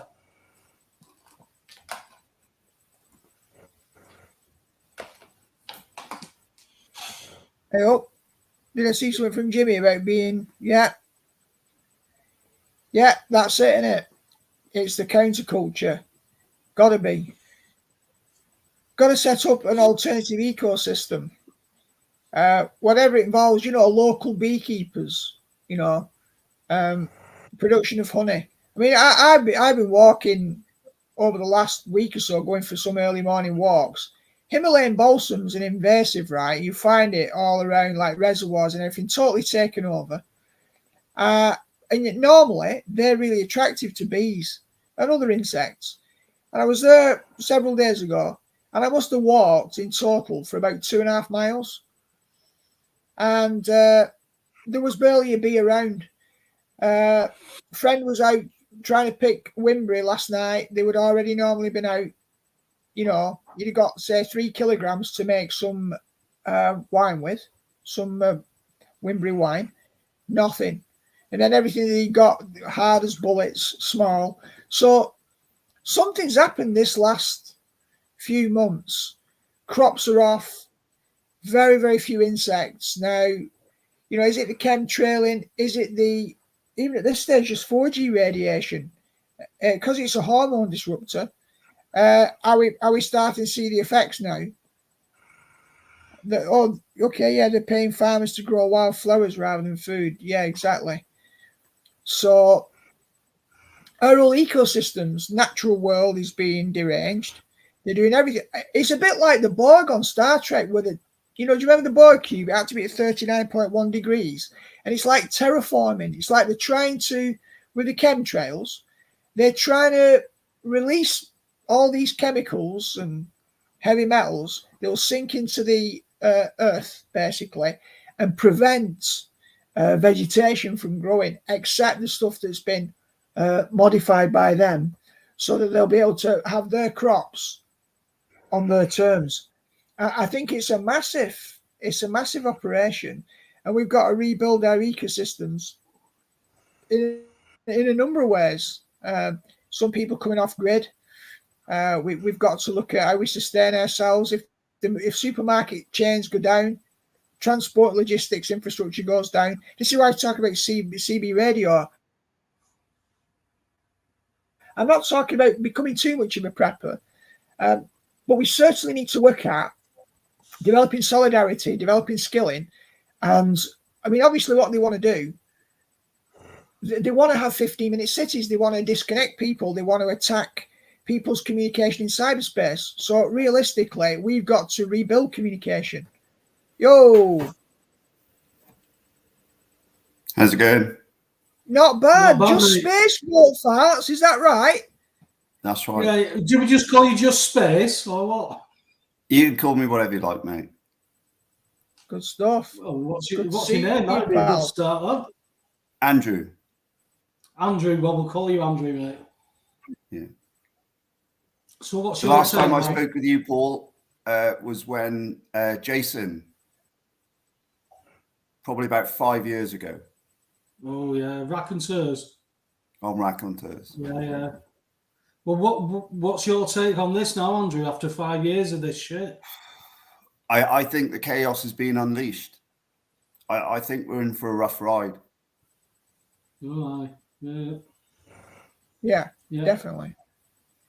I've just watched degradation continuously. Yeah, Everything just getting slowly worse. yeah. I hate to admit it.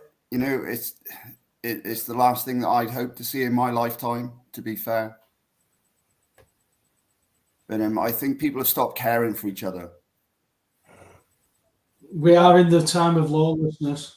Definitely in the time of lawlessness. I never thought I'd see the time where there was such a lack of common sense more than anything. Put Yeah. all the conspiracies to one side. You know, the term conspiracy theory is used a lot. These aren't conspiracy theories anymore. They're only theories when there's no evidence. Once you've got the evidence, it's a conspiracy. Two people conspire, that's a conspiracy. We've got more than one or two conspiring in all of these, so they're not theories anymore. And this is what the problem is. People are so programmed to think, oh, JFK, oh, 9/11, da, da, da. These were massive things. You know, the 7/7 anomalies, the 9/11 anomalies, the anomalies with JFK are just so common sense. You know, as an 8-year-old, I knew that a bullet couldn't stop and turn right and stop and turn left. As an 8-year-old who shot air rifles, I knew we couldn't have guns that did that at that point. And my dad agreed, but he never told me anything more. He just left it to grow because I was brought up to ask questions. No such thing as a stupid question. Do you know the answer? No, then you need to ask the question. It's not stupid. If you don't know the answer, you don't know the answer. And when I got to this COVID stuff, there was no answers because I was just reading stuff, what they said they were doing, and people were saying that was a load of rubbish. And now those same people come up to you and say, hey, I read this, hey, I read that. And, you know, it doesn't make me feel any better. That had seen a biology book that was printed before about 1950, as soon as you saw corona, that word being used and bandied about, it should have sent off waves in people's brains, because you would have known that it wasn't a killer disease. Yeah. This wasn't something that was going to wipe out populace, you know, because that family of diseases was basically colds, flus, pneumonia style. It would have been, it was nothing more. That again should have been enough for people's intelligence to have just to put that effort in, to look a little bit harder. I think people have been disenfranchised from their own lives. They've turned into voyeurs, for want of a better word, totally. with their own lives. Yeah. They're just watching their life happen instead of taking part in it. Totally. That's exactly the issue. You know what you're saying as well, Andrew, about people have lost care for each other? Yeah. Do you have an undergirding sort of spiritual view on that? Not necessarily formally religious, but in terms of a spiritual take on that. Mate, I've had a burning in me since very young age. thinking that there's something out there, there's something guiding, there's a force within us. And I could never pin it down. I spent 4 years, I went deeply into the religious angles. I read a lot of religious texts. I read a lot of religious books. And to be frank with you, at the end of it, I just thought it was all one and the same. Mm-hmm.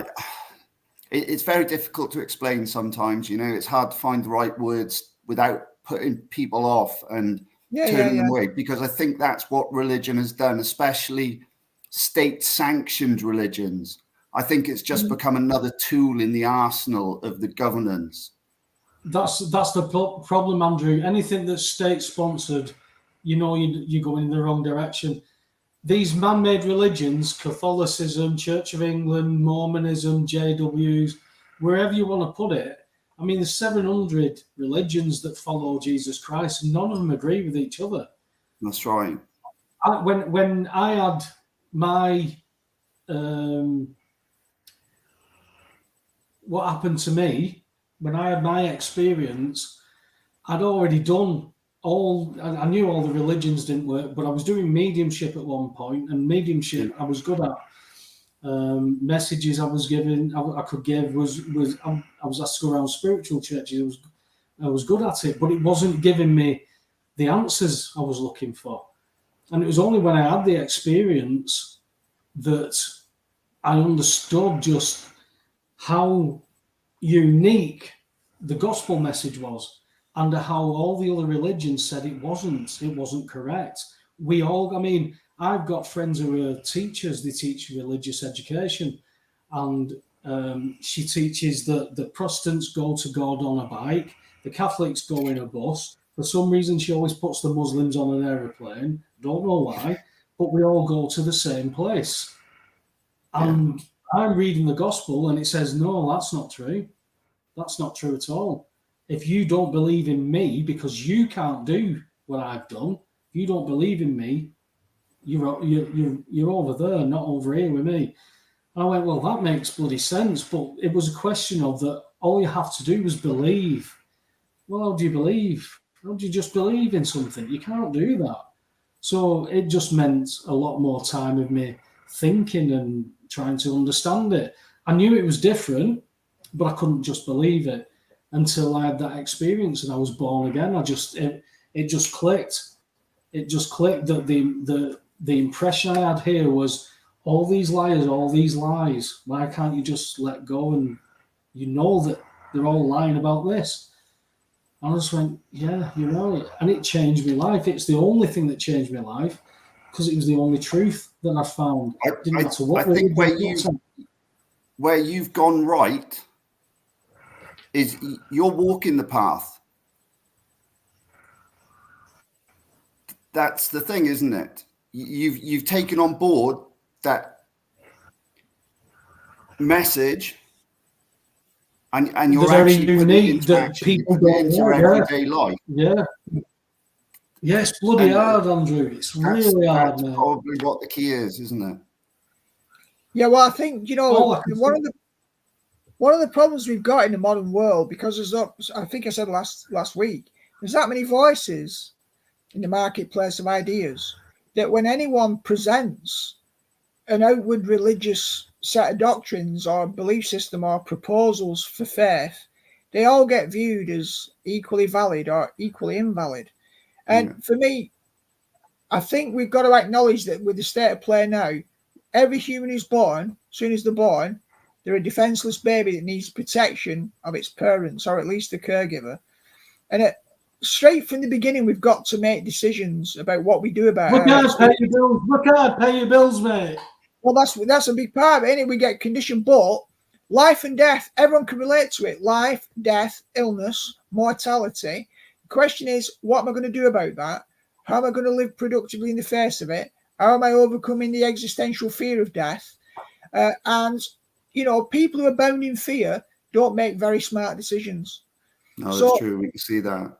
Yeah, we need some, because it's a big death cult that's going on now with a massive ritual sacrifice we've all been invited to. You get to a point as well, Alex, that fear gets you to that point where, what do you want me to do? What should I do? We'll do that. Okay, I'll do that. That's Yeah, that's where we've gone.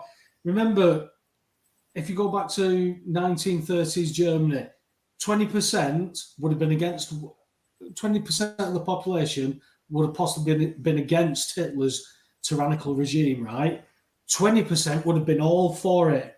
The 60% in the middle was the ones going, well, it's better than what we had, and we've got food again, and we can go on package holidays, and we've got family cars.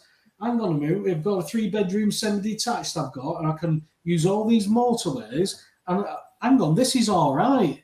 So you have a culture that you've got 20% who know that it's wrong, 20% who believe fully, and you've got all the rest who are manipulated. And then you've got the ones who'll do nothing. We go back again to that Martin Niemöller quote, Alex, where when they came for the immigrants, I went to immigrants, so I said nothing.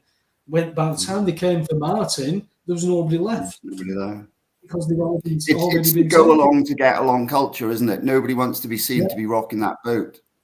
Everyone's comfy. Everyone's been isolated with the mobile technologies. I'm happy. I'm watching my football. I'm watching my films. I'm doing whatever makes me happy. And they don't want to look at that broader picture. They don't want to see the horror that some people are having to suffer. Yeah, absolutely. Well, Dennis asked the question, it just got off the screen about people, people who believe in God hating other people who don't believe in God. Does a person who believes in God hate ones that don't believe in God? Now, I think that's an interesting question, because I think a lot of people say, I'm right because you're wrong, right? Like nobody would say, I'm a Christian because I'm not a Jew. I'm a Christian because I'm not a Muslim. I'm a Christian because I'm not a Sikh. Well, you're only a Christian because you say so yourself. And you live it, like you were saying before. You manifest or you express those convictions and beliefs in the life that you lead. But most people, of course, who hate, they go, well, my dad's better than your dad. My God's better than your God. And then it just becomes like a constant infighting, because it's just a bunch of claims that position themselves against a bunch of other claims. There's no sense of, well, the example of whether this is legitimate is the way you live in your life. And I think that's the problem, that we don't see enough people living out the faith they claim to have. They just go, well, I'm right because you're wrong. Yeah, you're right. You're right. Which is what identity politics is all about. That's the same thing going on in identity politics. Yeah. I'm a victim. You're an oppressor, therefore I must be a victim. Very much it. And it's that victim mentality that's got stuck in people's heads. Yeah. Because that's what they've been taught. They've been taught to be that victim, not being able to know that they can take themselves away from that position. They can sort their own, problems out, for want of a better word, really. Yeah. Yeah. Totally agree. Power again, isn't it? It's having faith and strength within yourself to do these things. Yeah. I think most people have been manufactured by society to have that victim mentality. Yeah. Instead of the righteousness, really, I suppose. Yeah. Absolutely, yeah. The desire to live or the desire to die is a choice. It's a choice. In the first instance. Well, there's a time to live and a time to die. Somebody once said. He did, it's time to meet thy maker. Turn. Oh, is that Travis? No, I was doing that. Mine was Iron Maiden. Mine was the Bird. Yeah. It's a great song, that, you know. It's time to die when it's time to meet thy maker. Do you know what? At the end of the day, the way I read it, it's got to be simple. It has to come down to being simple for me. All these man-made religions, all this, you've got to do this, you've got to do that. None of that's true when you actually read the Bible. The Bible tells you a totally different thing. That was very interesting to me, because all the other religions have got all these things that you've got to do. Some have got special handshakes and a bit of a whisper and a kundalini thing going up your spine, all this stuff. The Bible doesn't say any of that. It's very, very simple, very, very straightforward. But it's probably the hardest thing I've ever done in my life is to understand it and to follow a better way of living, because I've lived this life. I've not got here without making one or two mistakes and understanding what this life is. But to be given the chance to understand what it was all meant to be about from the beginning, and it's all there for us to read. It's the same as the law. The law's written down. Ignorance of the law is no excuse. Ignorance of knowing this is no excuse. If you come home and you watch EastEnders, Emmerdale, whatever, which is what I used to do, then you're missing out on everything, and you're just going to be carried down with the water. There's only two places to be, and if you're not with Jesus, then you're gone. That's how that's how it reads. It doesn't matter what I believe; it's what it says and what it reads. If that's true, there's a lot of people in a lot of trouble. If it's not true, we all have a laugh about it in heaven because we'll all be there. So something's got to give here, and we've got to get to that point where, what is this world all about? What have we been taught? Why is it always against? Me and Alex were talking about the Paris thing. Why is it always Jesus that's mocked? If Muhammad had been mocked at those Olympics, Paris would be on fire now. Yeah, I think we'd be seeing a different story, wouldn't we? So there's a difference, and there's something going. Is there something in this? Should I look at this? Should I read this Bible that I've never read? So I was sat with somebody a good friend of mine who'd lost a daughter, who took her own life, and she said to me, "Do you not think I've looked through all this to see where I can find some help and some solace and some comfort?" And I said, "You just told me you've never read the Bible." She went, "Well, you're right, I've not." I went, "So how could you say you've done everything? If I'd done everything but never read the bills of exchange, I wouldn't understand what I was talking about." You've got to be humble and go back to what you've been taught. And I had to be humble when I was on the caravan floor, waking up, not wanting to be here anymore, mate. I was done. It was, I'd given up. I've never been, thankfully, I've never been to the place where I've ever wanted to take my own life or even thought of it. But waking up and going, "Oh, not again." Yeah, that happens.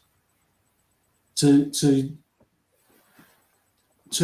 people who've done, I know people personally who've took their own lives because of council tax, because of gas bills, and to see that there's a remedy there and to see nobody bothering with it, it's been again hard. I think this is down to the lack of communication between humanity again. People feel very vulnerable, like as if there's nobody there to help them, but we're out here, people just have to ask. But I think again, people are in fear of asking because they don't want to look the fool or vulnerable. When they look, it'll unravel everything they've ever been taught, Andrew. I've lived it. Right. It unraveled my entire life because my mum would not lie to me, but she did. She didn't know that. She believed the lies as well. If those lies are true, because I've taught my daughter to work hard and pay bills as well, there's something wrong with society. What's society being run by? We can see that it's influenced by very dark, satanic nature. What's the opposite of satanic? There's got to be the two. So you've got to be humble. You've got to have a bit of humility. So what I do think. Go on, Alex. Sorry. I was just going to ask you, Andrew.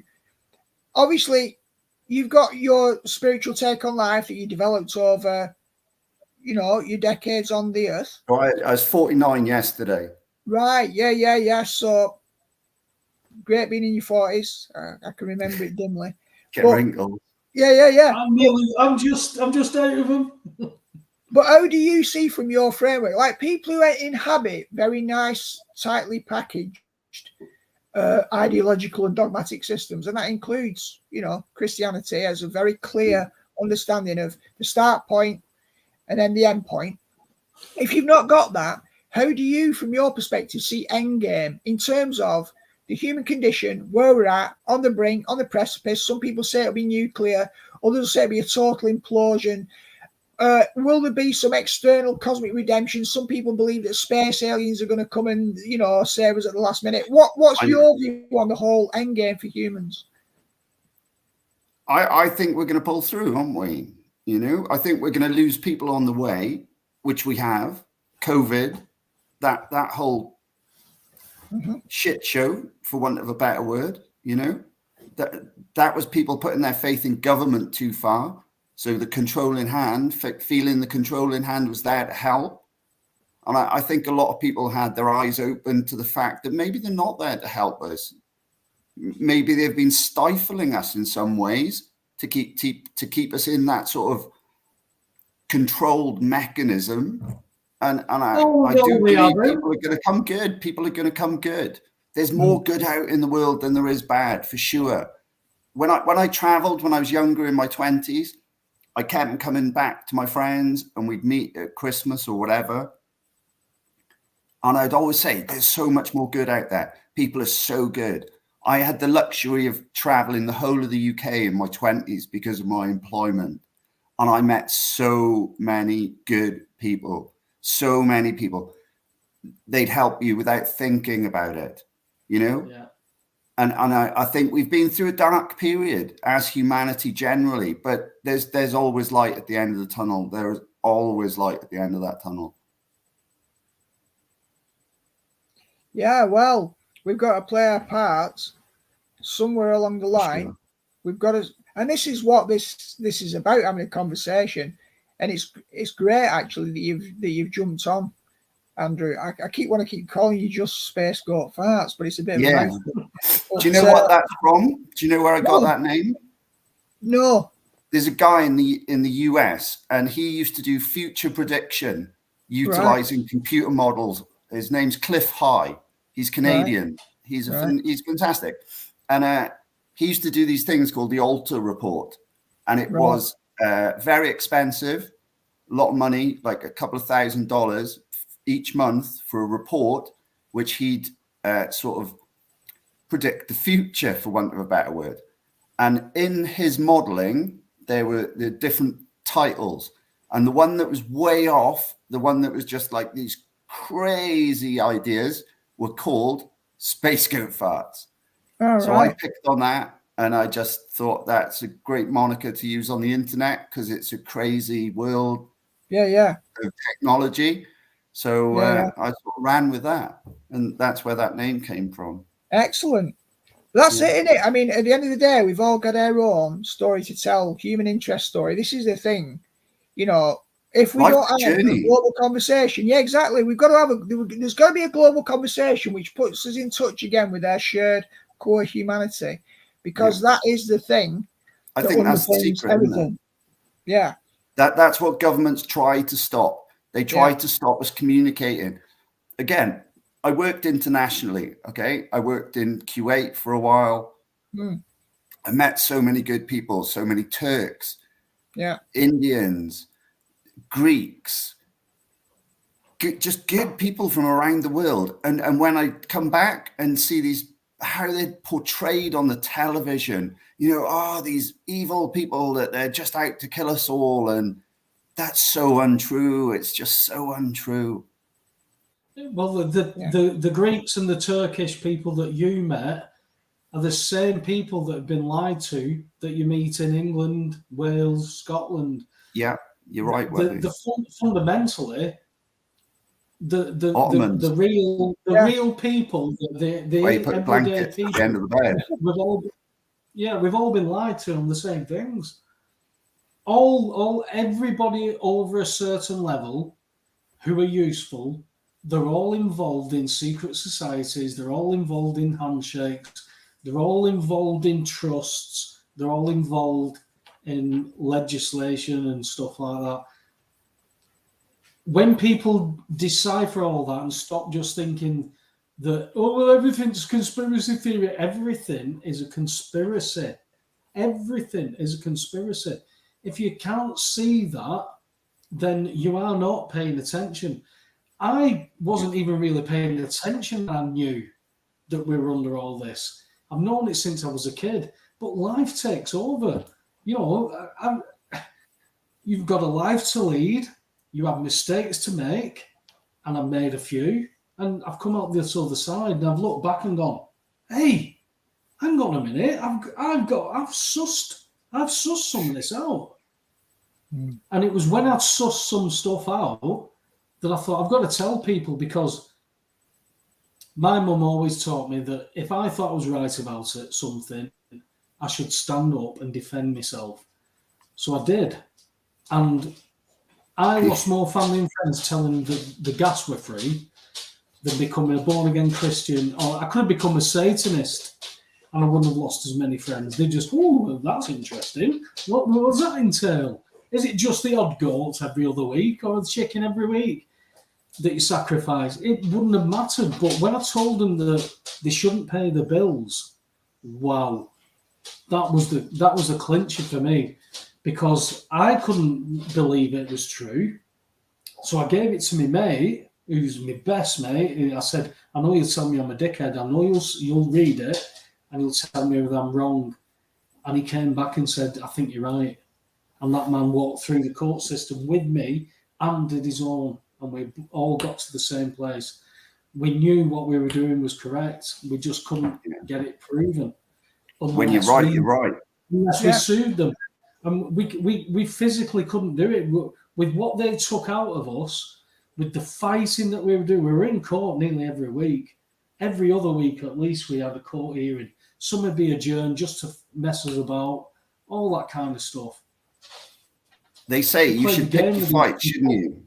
Yeah. And I think what you've done, Paul, is you've picked Goliath. Yeah. Well, do you know what? No, that Goliath picked me. I said, no, Goliath, I'm not interested. He came after me, flicked my ears, pulled my beard, spat in my face and said, we're going to do this. And I went, bang, there you go then, Goliath. Oh, I didn't know you were bringing that. I didn't bring a catapult. I brought a check. I paid you. It's done. Never seen the panic like it.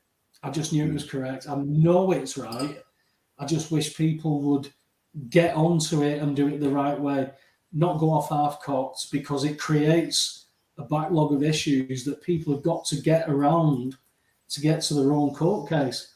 So many court cases that are being taken on purpose to lose, in my opinion, because it creates stumbling blocks. It gives that justification. Yeah, but it's the stumbling blocks for the next person to come along. So, well, I'll tell you what, Andrew, it's nice you come on, but you can come on again and tell us not a little bit more about your trips around the country. Yeah. But when you learned where this stuff was wrong, when you learned that life wasn't quite like that, because I mean, we've done 2 hours now. We could go on for this for forever because of what is going on.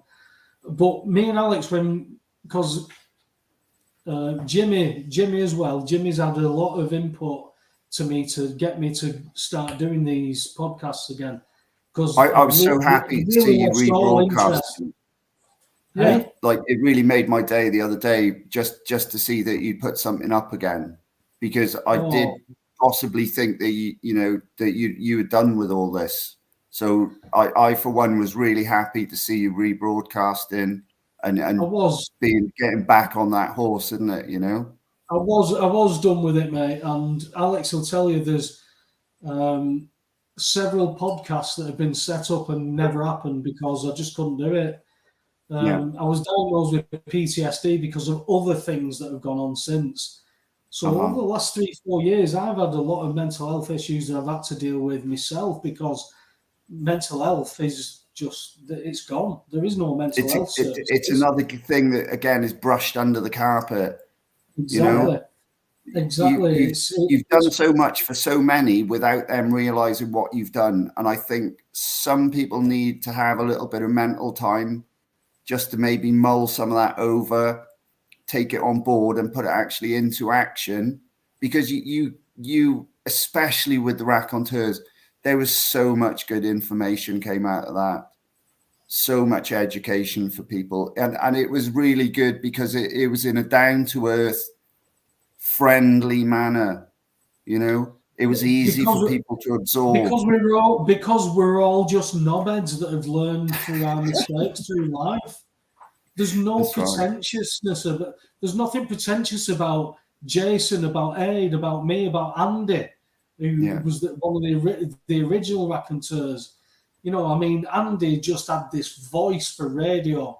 I've been stood with Andy where people have I know you. Are you on the radio? They don't know his face, but they recognise his voice and his drawl straight away. And it was about all the information. Andy had people like Barry Trower on. Barry Trower was telling people anybody who puts Wi-Fi, amazing gentleman. puts Wi-Fi into primary schools should be hung because you're stripping the DNA.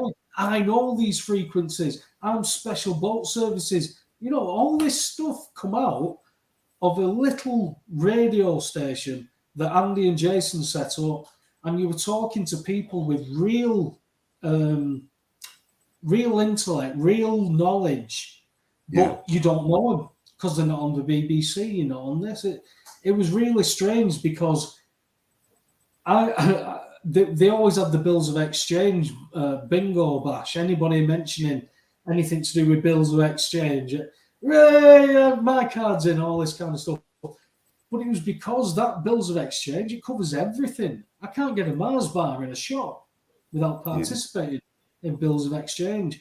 So I knew that must be really pertinent for us to understand and for us to have the understanding we have where we always lose at the game of Monopoly. And then when people want to know this, and they didn't. Now people want to know it, but it's like starting 10 years back. They're starting on the wrong things that they've already ignored. That check, you can't ignore that check. That was why what you said earlier as well. I think if the financial system does go tits up, that's that gone. Once we step into this digital currency, I think it's a game changer. I think this is why everything's accelerating, because the people at the top, they know these nails in the coffin are in. And if they can get the central bank digital currencies in, that's that. Because the bills of exchange will be out the window and we'll be on a different playing field. We'll be on a global playing field when countries won't really matter so much because they'll just switch you off and you'll be out of the game. Yeah. That's where we're balanced at the minute, I think, with what's going on now. Just to answer you, Jimmy, on Irish Jimmy, I've no contact with Irish Jimmy. He was doing raconteurs, sadly after Jason passed, but he's not done any broadcasts, and I've no contact info for Jimmy. But Andrew, if you want to come back on and then tell us a bit more about your background and your story, because when Alex was talking to me about doing this podcast, we were talking about testimony. Now, not necessarily everybody's going to find the path that me and Alex found with Jesus, but it doesn't mean we can't talk about what other paths there are. For me, I know that I've done all the other stuff and I couldn't find the answers, and I'm finding answers where I'm at right now. But you have obviously I took a convoluted route round, mate. Me too, mate. So that's what I'm saying. We need to get people on. It's even if it's not just the spiritual stuff. How you found out about the lies in this world, why you didn't accept it, whether it was just something that was always in the back of your head. It's always been in me. It's always. Do you know the first thing that set me off? I'll tell you, right? You'll laugh at this. This is going to be crazy. But the first thing that set me off, Father Christmas. Yeah, what a fraud. Yeah, you know, but it's a lie that everyone loves to continue with. And Well, that's that why was when I that. That knew, was the start. That was the start for me. I lay at the bottom of my parent, and we got a porch in my parental house, and went to bed one Christmas Eve. I think I was 7 years old, and I was laying in bed, and I was thinking, he's going to be coming. He's going to be coming, and I have to see him. I have to know what this is about. And I went and slept in the porch under a mat. And I could hear my parents. And I was like, what are they doing? They should be going to bed. Father Christmas is coming. And I could hear them rapping, and I could hear the paper and the sellotape. And that was that if they lie about this, what else did they lie about? Why would my parents lie? I love them from the bottom of my heart.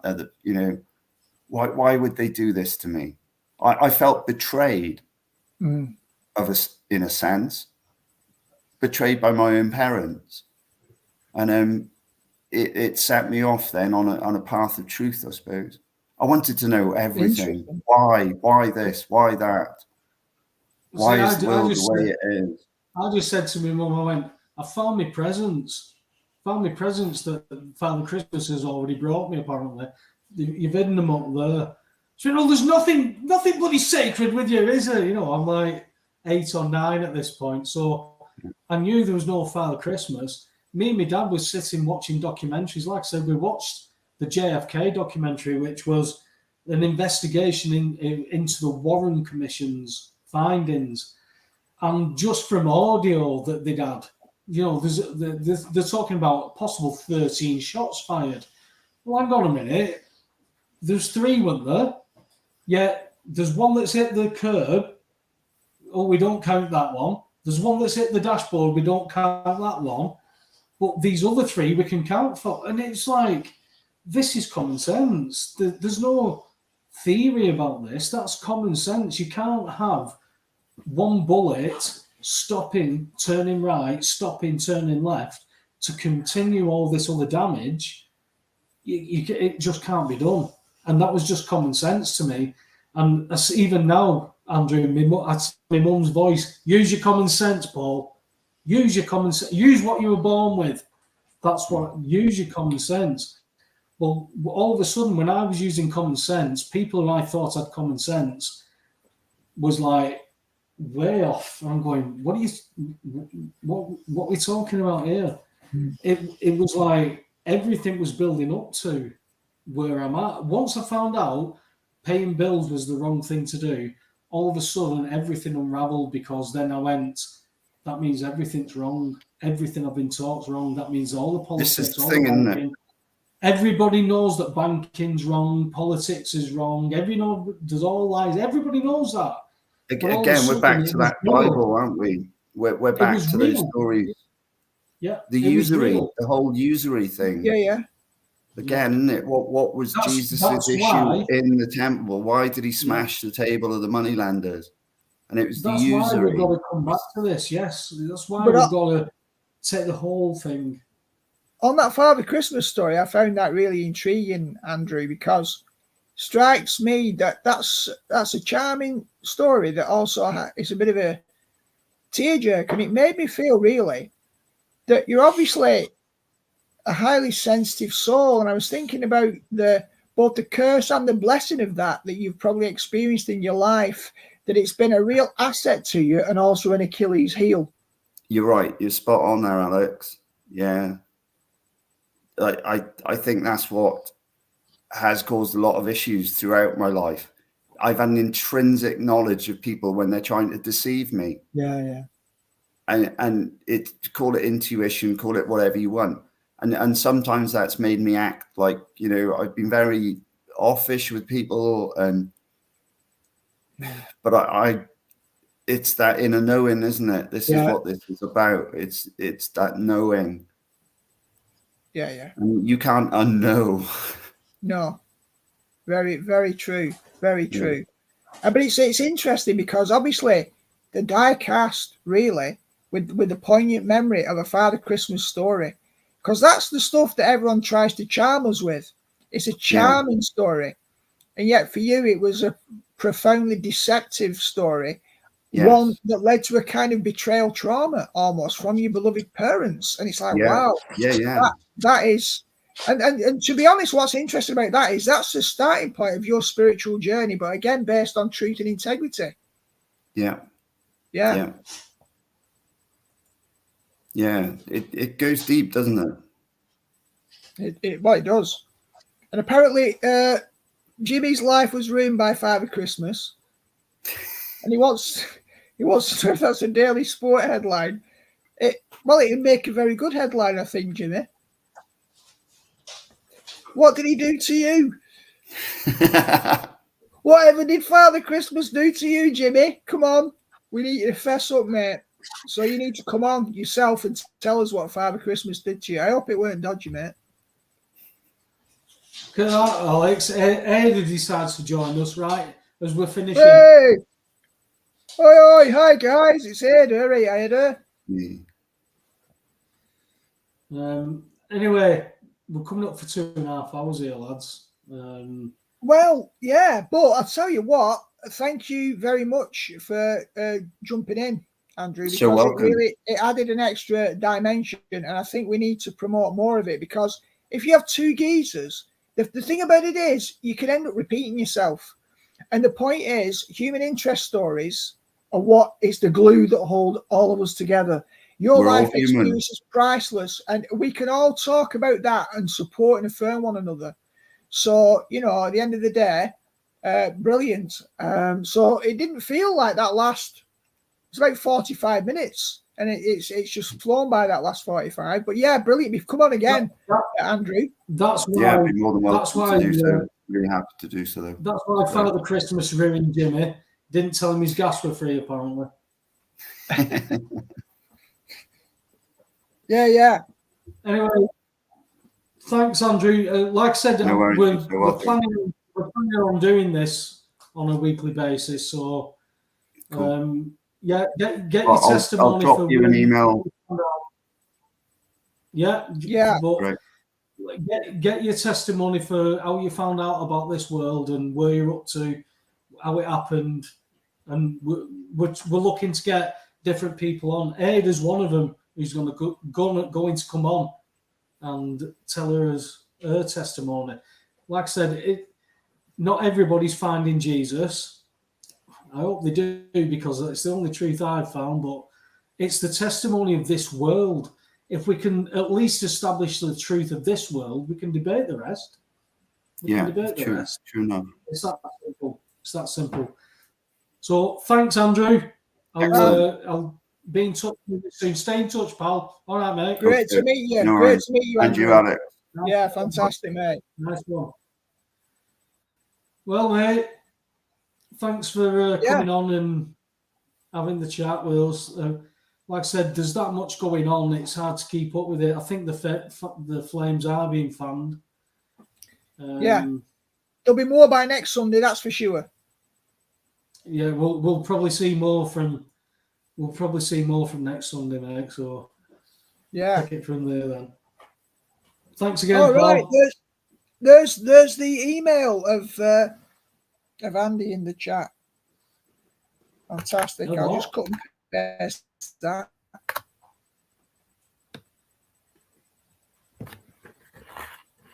Oh, right, yeah. Lovely.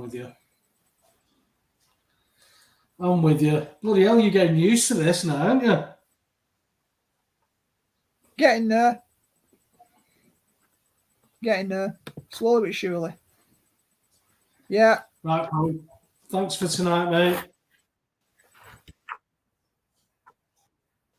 I'll be in touch. All the best. And let me know what obviously, your schedule is this week. We'll probably have some contact before next one. Yeah, let me know what your schedule is this week, lad. Yeah, I'll let you know as soon as I'm clear. All right, brother. Fantastic. Take care. Hang about. I'll set you out in a minute. Thanks for listening. If you put up with us for this long, you're doing all right.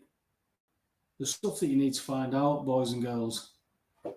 and I do mean boys and girls, the stuff you need to find out. You need to get some truth and find out where you're up to in this world, because the world's running away with you. I don't know how else to put it, but this is where we're at. Take care, God bless. And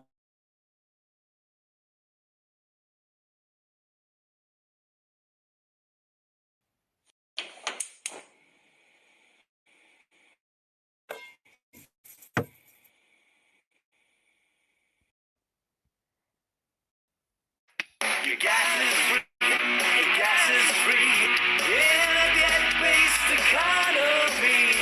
Your gas is free. Your gas is free in a debt-based economy. Your gas is free. Your gas is free in a debt-based economy. Your gas is free. Your gas is free in a debt-based economy. Here's the Webster Report with Paul the Gasman Webster.